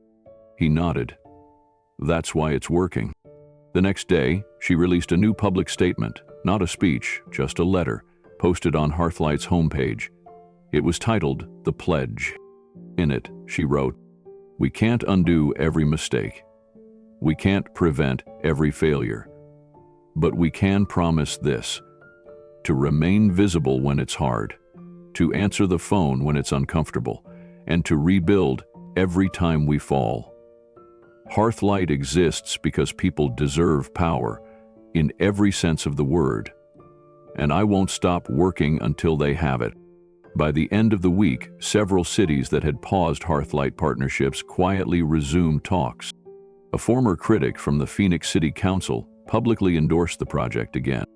And at the next installation site, a domestic violence shelter on the edge of San Diego, Marie was greeted not with suspicion, but with open arms. A staff member whispered, "We watched your press conference. We trust you." That night, as the first Hearthlight system blinked to life in the shelter's kitchen, Marie stood beside one of the residents, an older woman with salt and pepper hair and a deep scar running across her forearm. "You made this?" the woman asked. "With a lot of help," Marie said. The woman nodded slowly, watching the light glow. "I never thought anyone would build something for people like us."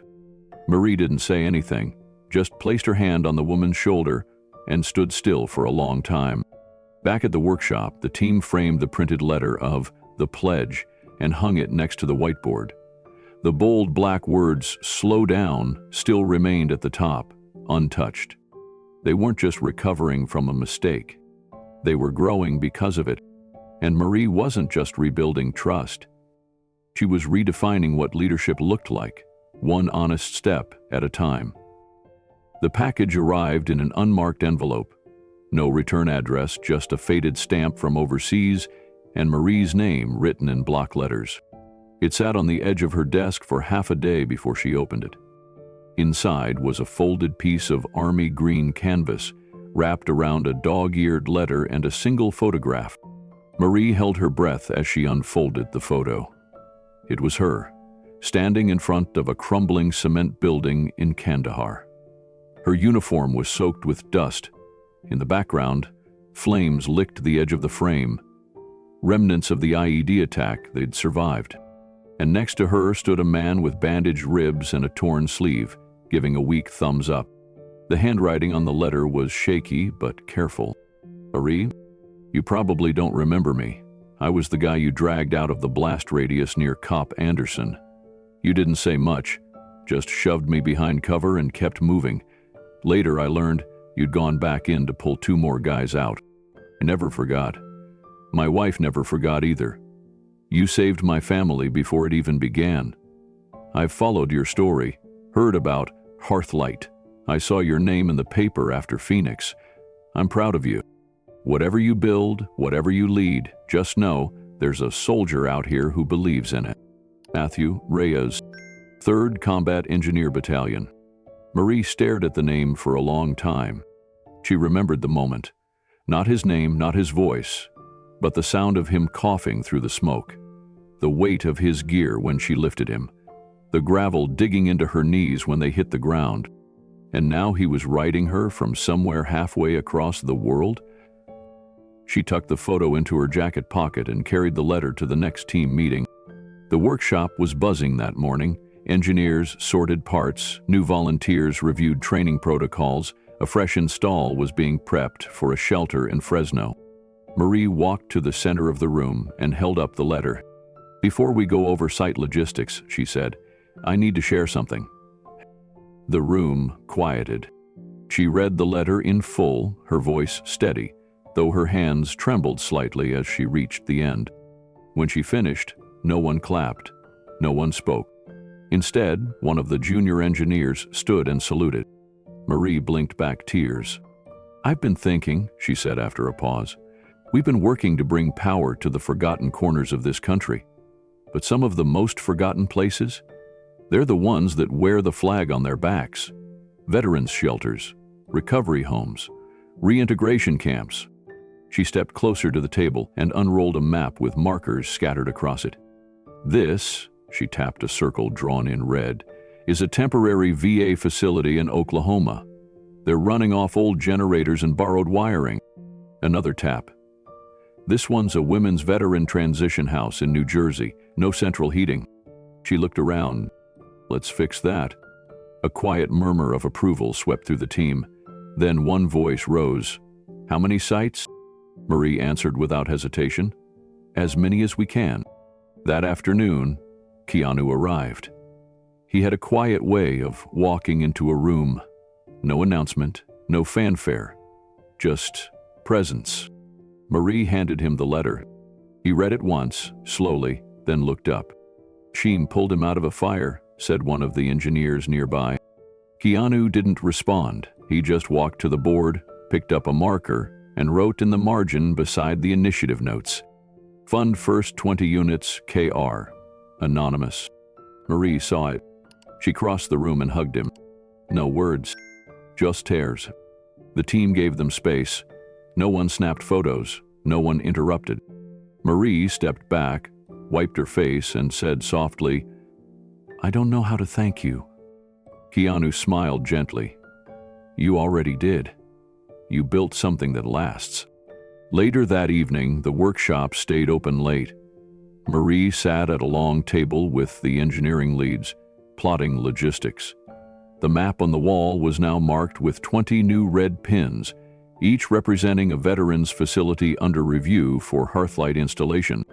They worked in clusters, one group handling hardware specs, another reaching out to local building coordinators, a third group managed permitting and state-specific safety codes.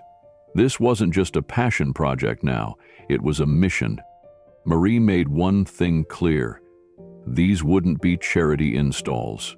Each site would participate in training, co-design their systems, and help maintain them. Veterans weren't recipients, they were partners. By midnight, the team had named the new initiative Project Ember. The word meant something. A trace of fire, a glimmer of warmth, something that could be reignited with care. Keanu stayed quietly in the corner, helping one engineer recalibrate inverter specs on a tablet. He didn't talk much that night. He didn't need to. His presence was enough. Word of the initiative spread quickly through grassroots veteran networks. Shelters that had been denied federal grants reached out in hope. In Texas, a nonprofit for female veterans asked to be the first test site. In Michigan, a PTSD recovery house offered to document every step of their build as an open-source guide for others. Marie received a message from a retired general who'd once dismissed her when she tried to pitch sustainable systems to the military. His message simply read, I was wrong, you're right, keep going. She smiled and forwarded it to the team with the subject line, Small Victories. 3 days later, the first Ember installation began at a repurposed church in Memphis, Tennessee. The building had once served as a sanctuary for families displaced by storms. Now it was a safe haven for veterans navigating civilian life again. Marie flew out to join the install crew. When she arrived, she found two familiar faces waiting, Matthew Reyes, the soldier from the letter, and his wife, Alina. He looked older than she remembered, but his eyes held the same quiet grit. I saw your press conference, he said after their embrace. Figured if you were coming here, the least I could do was carry a few solar panels. Marie laughed. Didn't think I'd ever see you again. I never thought I'd owe someone twice, he replied. But here we are. That day, they worked side by side on the roof. It was hot, and Marie's knees ached from crouching, but something about that moment made her feel stronger than she had in years. Afterward, Alina brought out cold water and sandwiches for the crew. As they sat on the front steps of the church, the lights clicked on inside. Bright, warm, steady. The group didn't cheer. They just looked at each other and nodded. It was working. Later that night, Marie stood alone in the sanctuary. It was quiet, save for the hum of the battery unit cycling in the back. She placed her hand on one of the wooden pews and whispered, You saved my family. I never forgot. The line from Matthew's letter echoed in her head. Now she understood the full weight of it. Not just the act of rescue, but the ripple that came afterward. The way one life saved could light the path for 100 more. And the ember, once fragile, now burned strong. The journey took 2 flights, a 6-hour drive, and a final steep climb in a borrowed Jeep with no air conditioning. Marie leaned against the cracked window, her forehead resting on the glass, watching the distant mountains roll by like waves frozen in time. Keanu sat beside her, silent as ever, but alert to every turn of the road. Their destination was a remote mountain village nestled in the highlands of northern Asia. No paved roads, no power grid, no cell towers. It was a place where candles burned long after dusk and kerosene fumes clung to every classroom. The village had never had electricity, not once, not even a single light bulb flickering in a window. When they arrived, a crowd of curious children ran toward the Jeep, dusty feet kicking up clouds of ochre soil. The local school teacher, an elderly woman named Mina, greeted them with deep bows and quiet reverence. She spoke softly as she led them through the small school, a 3-room structure built from cinder blocks and salvaged wood, roof patched with tarps. "This," she said, gesturing to the bare walls, "has been our home of learning. But when the sun sets, we stop. We always stop." Marie glanced at the students clustered near the doorway, some no older than 6, one boy holding a broken flashlight like a treasure. She turned to Keanu. "This is why Hearthlight matters."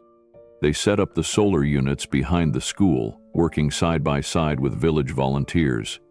The sun blazed overhead, but no one complained. Marie walked Mina through each part of the system: battery setup, inverter calibration, panel angling. Despite the language barrier, they understood each other. That afternoon, the clouds darkened. A storm hovered on the horizon. Keanu glanced upward. "If it hits before the final test, we'll have to wait." Marie looked at the battery meters. "We've got enough charge for 1 cycle." They gathered the children inside the school just as the wind began to pick up. Rain tapped lightly at the metal roof, then grew into a steady rhythm. Marie walked to the fuse box, her hands hovered. "You ready?" Keanu asked. She didn't answer. She flipped the switch. The lights blinked once, then held. Soft yellow glow bathed the classroom. For the first time in the village's history, electricity flowed freely, evenly, silently. The children gasped, some clapped. One little girl ran to the back wall and touched the illuminated bulb with her fingertips. And then Mina, the teacher, covered her mouth and began to cry. Keanu took a step back, letting the moment belong to them. Through the open door, Marie stood in the shadows, watching how the smallest thing, a light, could carry the weight of possibility. She stepped forward and stood next to Mina. The teacher turned and said, "Now we can teach at night." Marie didn't know what to say. Her throat tightened, so she simply nodded. As the students gathered around the desks and opened their books, many for the second time that day, Marie whispered to herself, "I never thought I'd come this far." Keanu, standing just behind her, replied, "You haven't. This is just the start." That evening, the villagers gathered in the courtyard as dusk settled across the mountains. For years, the only light had come from firewood and oil lamps.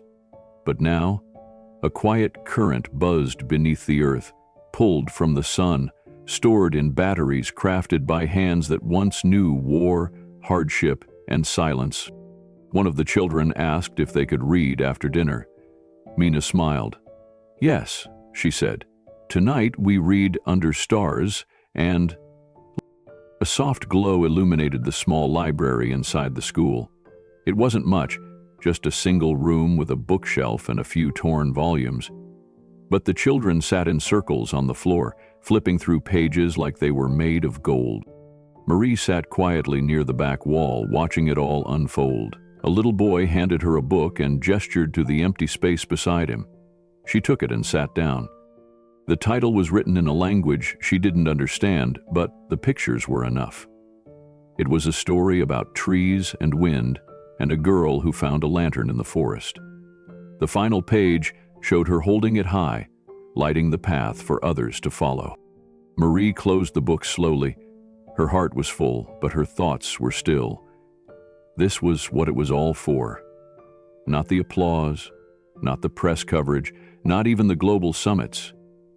This. Later, Mina approached her again. She was carrying a hand-woven scarf, dyed with local herbs and minerals. "We don't have much," Mina said, "but we give thanks with what we make." She draped the scarf gently over Marie's shoulders. Marie tried to refuse, but Mina shook her head.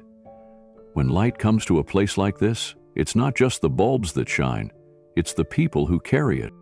Across the courtyard, Keanu stood at the edge of the gathering, speaking with two teenage boys, curious about the solar setup. He explained things slowly, gesturing to the panels, showing them how the battery units cycled and discharged. They asked questions, and he answered without condescension. Marie watched him with quiet admiration. He had never made it about himself, not once. From the first night outside that diner to this village on the far side of the world, he had always stepped back so others could step forward. She walked over and joined the group. One of the boys asked if Hearthlight could come to the next village over, where his cousins lived without power. Marie smiled. "That's the plan." That night, they slept in a small hut near the edge of the school. No heat, no luxury, just a roof, 2 sleeping mats, and the sound of rain tapping against solar panels above them. In the dark, Marie spoke softly. "When I was in Kandahar," she said, "we used to joke that if we made it out, we'd never complain about anything again." Keanu turned his head. "And?" She exhaled slowly. "Turns out, survival is only the start. The hard part is what you do with it after." There was a long pause. "Then I think you're doing okay," he replied. Morning came early. As the first rays of light hit the hills, children were already sweeping the school floor, eager to begin their day. Marie stood at the doorway, scarf still around her shoulders, eyes fixed on the building she helped power. For the first time in a long time, she didn't feel like she was chasing something. She felt steady, rooted, present. And for her, that feeling, more than any headline, any medal or award, was everything. The storm didn't come from the sky, it came from the screen. One morning, Marie woke to a flood of messages and headlines. A prominent international news network had aired a 20-minute expose questioning the cybersecurity of Hearthlight software. The piece showed ominous graphics, raised red flags about potential foreign vulnerabilities, and featured unnamed experts warning about theoretical breaches. There were no actual data leaks, no system failures, no harm reported. But the tone was damning. Marie sat in her office, scanning the article again and again. Across from her, Keanu scrolled through the broadcast transcript. "They used every trick in the book," he said. "Fear, speculation, doubt, no facts." Marie looked up slowly. "It doesn't matter." He raised an eyebrow. "It doesn't?" She leaned back. "People don't remember facts. They remember how you make them feel. And right now, that story made them feel scared." Calls from funders began coming in. Some wanted to postpone their rollout dates. A few quietly backed out. Online, trolls twisted the story further, creating false rumors about tracking chips and hidden agendas. For Marie, the worst blow came when a small school in a rural U.S. county pulled out of a scheduled install. "We don't feel safe," the principal's email read, "not after what we saw on TV." Marie closed her laptop and pressed her hands against her temples. All the progress, all the trust they'd built, suddenly it felt like sand. Keanu waited, letting the silence settle. Finally, Marie spoke. "We need to pause." The team gathered in the workshop. Engineers, veterans, coders, interns. Everyone sat on crates, folding chairs, toolboxes. Marie stood at the front. She didn't read from notes, she didn't pace, she simply looked them in the eyes. "This project started because someone gave me a second chance, and I took it seriously. So seriously, I'm willing to put everything on hold to make sure we never give people a reason to doubt us." A quiet murmur passed through the room. No one objected. "We'll pause installations, run a full global audit, top to bottom. Code, infrastructure, privacy protocols, local safety regulations, and we'll bring in third-party critics, even the ones who don't like us. Especially them. Someone raised a hand. What if it kills momentum? Marie nodded. Then we rebuild momentum. But we don't rebuild trust once it's gone. The pause began that afternoon. Every partner was informed.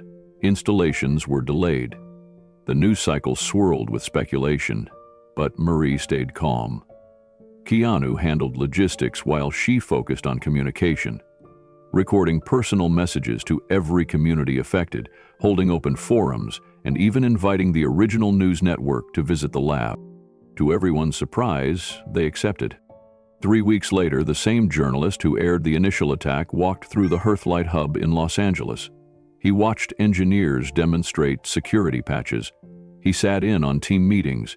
He even spoke with community leaders who swore by the system. After 5 days, he released a follow-up piece. It wasn't an apology, but it was honest. Hearthlight faced criticism, it read. They responded not with denial, but with transparency. And in doing so, they may have created a blueprint for how global reform should work. Marie didn't celebrate. She exhaled.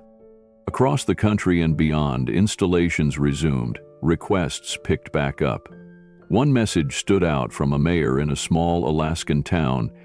If you're brave enough to pause when the world's watching, you're brave enough to power our homes. Hearthlight restarted its expansion, one site at a time.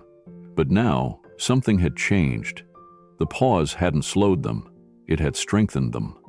Each new rollout included community tech briefings. Every new partner received a printed transparency report with third-party verification.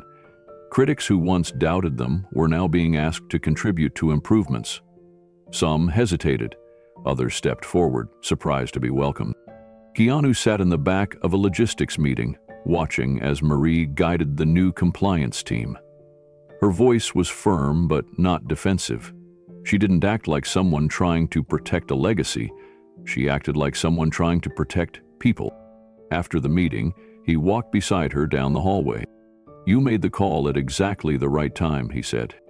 Marie looked ahead, not breaking stride. It didn't feel brave, it felt terrifying. Bravery usually does. A few weeks later, Marie was invited to a humanitarian conference in New York City. There, in a crowded theater lit by a single overhead spotlight, she accepted the Global Resilience and Innovation Award.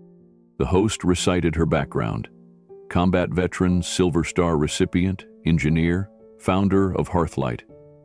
The crowd stood in applause, but Marie didn't smile. She stepped to the microphone slowly. "I didn't build Hearthlight to win awards," she began. "I built it because too many people I loved came home from war and found nothing waiting for them. No power, no support, no light." She paused, allowing the words to land. "So when people ask if Hearthlight is just about solar panels or energy storage, I tell them no. It's about dignity. It's about saying to every forgotten person, we see you, and you deserve better." Applause again, longer this time. She held the plaque in her hands for only a moment. Then she turned slightly and held it out to someone in the front row.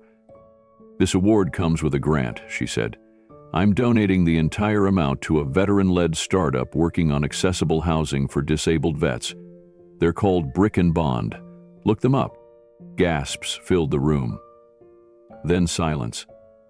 Then a roar of support. After the ceremony, a woman approached her backstage. She looked nervous, clutching a notepad and wearing an old army patch on her shoulder. "I just wanted to say, I saw the story about you when I was in the hospital. I was in a dark place, thought I had nothing left to offer. But then I saw what you were doing, and..." Her voice cracked. Marie stepped forward and hugged her.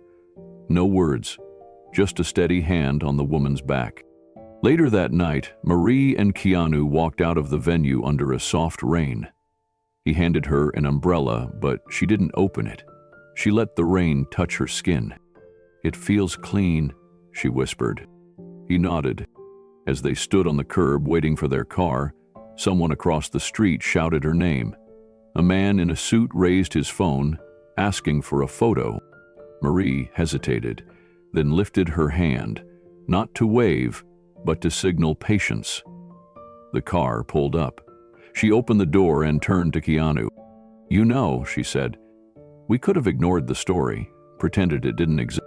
"But you didn't," he replied. "No," she said, "because light doesn't run from shadows. It shows up." Then she stepped into the car, and for a brief second before the door closed, the reflection of city lights danced across her face. Calm, grounded, and full of purpose. The letter arrived quietly, slipped under Keanu's door in a plain white envelope. No fanfare, no courier, just Marie's handwriting on the front, his name written in small, steady strokes. He opened it alone, standing at the window of his home as the evening light filtered through gauzy curtains. The letter was written on recycled paper, soft to the touch, and smelled faintly of machine oil and lavender. "Keanu, I've been trying to figure out how to write this without turning it into a ceremony. You know I hate those. I thought about just sending you a text or grabbing coffee and saying it in person, but this felt right, so here goes. Thank you. Not for rescuing me. You didn't. That's the beauty of it. You never treated me like someone broken or someone to be fixed. You saw something I'd long stopped seeing in myself, and you let me rediscover it on my own terms. Do you remember what you said that first night, sitting on the curb outside the diner? You said, 'The city lights up every night, but the people who kept it safe are left in the dark.' I didn't answer you then. I didn't know how. But I've carried that sentence with me every day since. Not as a burden, as a promise. I'm stepping back from the daily operations at Hearthlight. I need to breathe a little, heal a little more, maybe plant a garden, maybe write a book. But I'm not disappearing. I'm still serving, just with more light. The team knows. They're ready.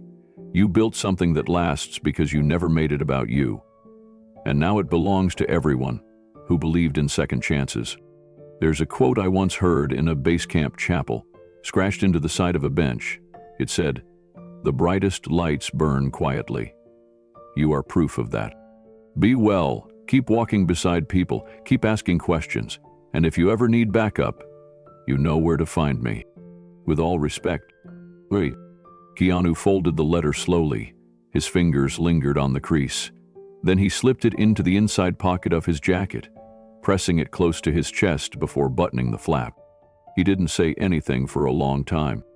Later that week, he was spotted on the downtown subway platform just before midnight.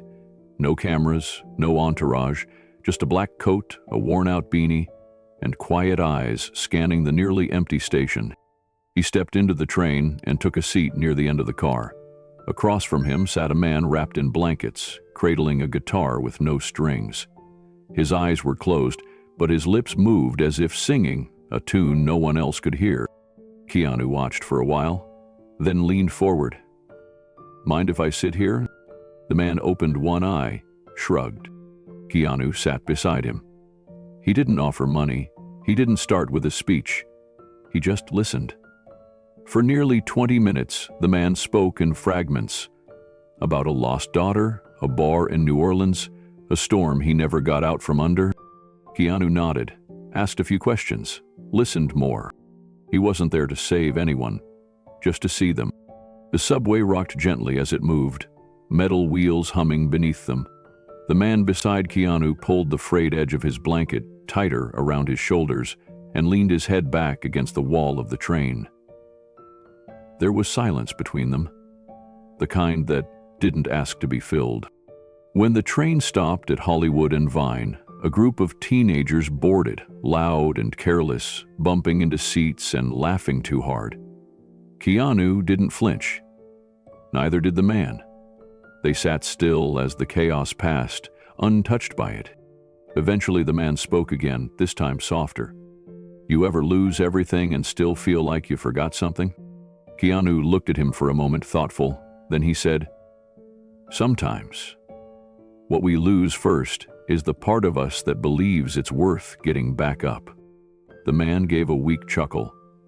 That sounds like something a shrink would say. Keanu smiled faintly. Maybe. Or maybe just someone who's been on a few broken roads. They exited the train together a few stops later. On the platform, Keanu paused, then reached into the inside pocket of his jacket. He didn't take out the letter, but his hand rested on it for a moment. Then he turned to the man. There's a center 3 blocks from here. You don't have to go tonight, but if you do, tell them you spoke to someone on the train who believes you still matter. The man didn't answer. He just nodded once, deeply. Keanu didn't press. He just walked off into the night. The next morning, back in his quiet home, Keanu opened a small drawer in his desk. Inside were a handful of folded notes, some written to him, others scribbled by himself in moments of solitude. The newest among them was Marie's letter. He unfolded it again, read it once more. Every word felt like it had weight and warmth. Still serving, just with more light. He slipped it back into the jacket pocket, but not before gently pressing his palm against the paper one last time. In the days that followed, Marie's departure from the day-to-day team was handled quietly. No press release, no headlines. Just a simple email to the staff and a short meeting where she handed over leadership with steady grace. The transition was smooth, not because she disappeared, but because she had built something bigger than herself. Hearthlight had momentum now. A mission, a structure, a soul. But people noticed her absence. The late-night tinkering stopped. The kitchen coffee pot wasn't refilled quite as often. And in meetings there was an empty chair everyone chose not to fill. Keanu visited less frequently too. He spent more time walking neighborhoods, visiting installation sites quietly, listening to the people Hearthlight served. One day, while touring a veteran shelter now fully powered by Hearthlight, he was handed a thank you card from a young girl named Aria. Her mother had been saved by one of the early Hearthlight deployments. Inside the card was a crayon drawing, a stick figure man with long hair standing beside a woman in a cape holding a flashlight. Underneath it was written, "Thank you for bringing back our light." Keanu folded the card with care and placed it in the same pocket as Marie's letter. That night, standing by his window, he looked out at the skyline. So many windows glowing. So many lives quietly touched by one person's decision not to give up. The lights in the city were on, and somewhere in the distance, he imagined Marie, planting that garden she mentioned, maybe humming to herself, "Still serving." Just with more light. Keanu stepped quietly onto the forest trail just as the first light of morning broke through the branches. The air was cool, still damp from a light rain the night before. He walked without hurry, one hand tucked into his coat pocket, fingers gently brushing against the familiar folded edges of Marie's letter. The trail wound upward through pine and oak, toward a clearing that opened onto a quiet overlook. Few people ever came here. It wasn't a place built for tourists. No signs, no maps, just a bench, weathered and half swallowed by moss, facing the rising sun. He sat down slowly, pulled out the letter. He didn't open it. He'd read it dozens of times, knew the curves of the ink, the weight of every word. Instead, he held it in both hands, eyes scanning the tree line before lifting toward the lightening sky. And then he spoke, his voice low and calm. Not all revolutions start with noise. He paused. The leaves rustled softly in the wind. Some begin on a sidewalk, beside someone. Everyone else walked past.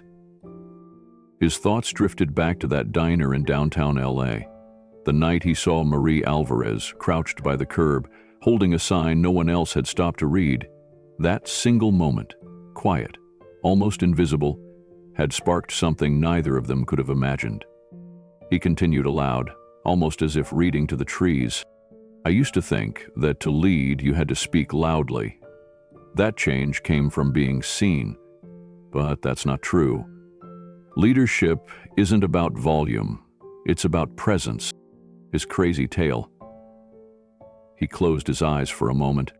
It's about listening before acting. It's about showing up again and again, even when no one's watching. He thought of Hearthlight, of the hands that built it, of the lives it touched.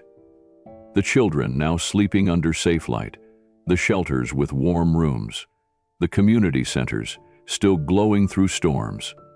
And most of all, he thought of Marie. She had led without needing a spotlight. She had rebuilt systems, people, and trust. One moment, one installation, one broken thing at a time. He opened his eyes. If you've ever felt like you had nothing left to give, he said, voice firmer now, remember her story. He held up the letter, sunlight now warming the paper. Because sometimes, it's not about what you build. It's about what you ignite in others. A breeze swept through the clearing, lifting the edge of the letter slightly before settling again. Keanu stood. He looked out at the horizon, at the long stretch of sky glowing orange and gold, and added, "And if someone beside you is holding a cardboard sign," his voice softened to a near whisper. "Don't just look, stop." He folded the letter once more and tucked it into his pocket. Because what you do next. He turned and began walking back down the trail, each step quiet, grounded, steady. Might just change the world. Have you ever helped someone when the world wasn't watching? Maybe it was a kind word, a meal shared, a night spent listening instead of walking away. Those moments matter more than we know. They leave echoes. Tell us your story in the comments. You never know who it might reach or inspire. And if this journey with Marie and Keanu moved you, let us know what story you'd like to see next. Should Keanu revisit someone from his past? Help a struggling teacher? Quietly intervene when no one else dares to? Your ideas shape this channel. Let's keep building something meaningful together. Back in the city, the Hearthlight team continued their quiet work. The spotlight had moved on. The headlines faded. But something deeper remained. A network of change, rooted not in spectacle, but in steadfastness. In a small community center just outside Oakland, a mural of Marie Alvarez had been painted across a once crumbling wall. It showed her not in uniform, not holding tools or standing at a podium, but sitting beside a little girl, both of them bathed in warm light, smiling. Above them were 5 words painted in soft, glowing letters. "Team saw me." That was enough. Keanu visited that mural one evening without announcing it. He stood in the shadow of the building, hands in his pockets, looking up at the colors dancing across brick and mortar. A boy on a bike rode by and slowed down. "You know her?" the boy asked. Keanu nodded. "Yeah, I do." The boy looked at the mural again. "She's cool." "She's more than that," Keanu replied. "She's proof." "Of what?" "That one person can be enough, if they choose to be." The boy nodded, satisfied, and pedaled off.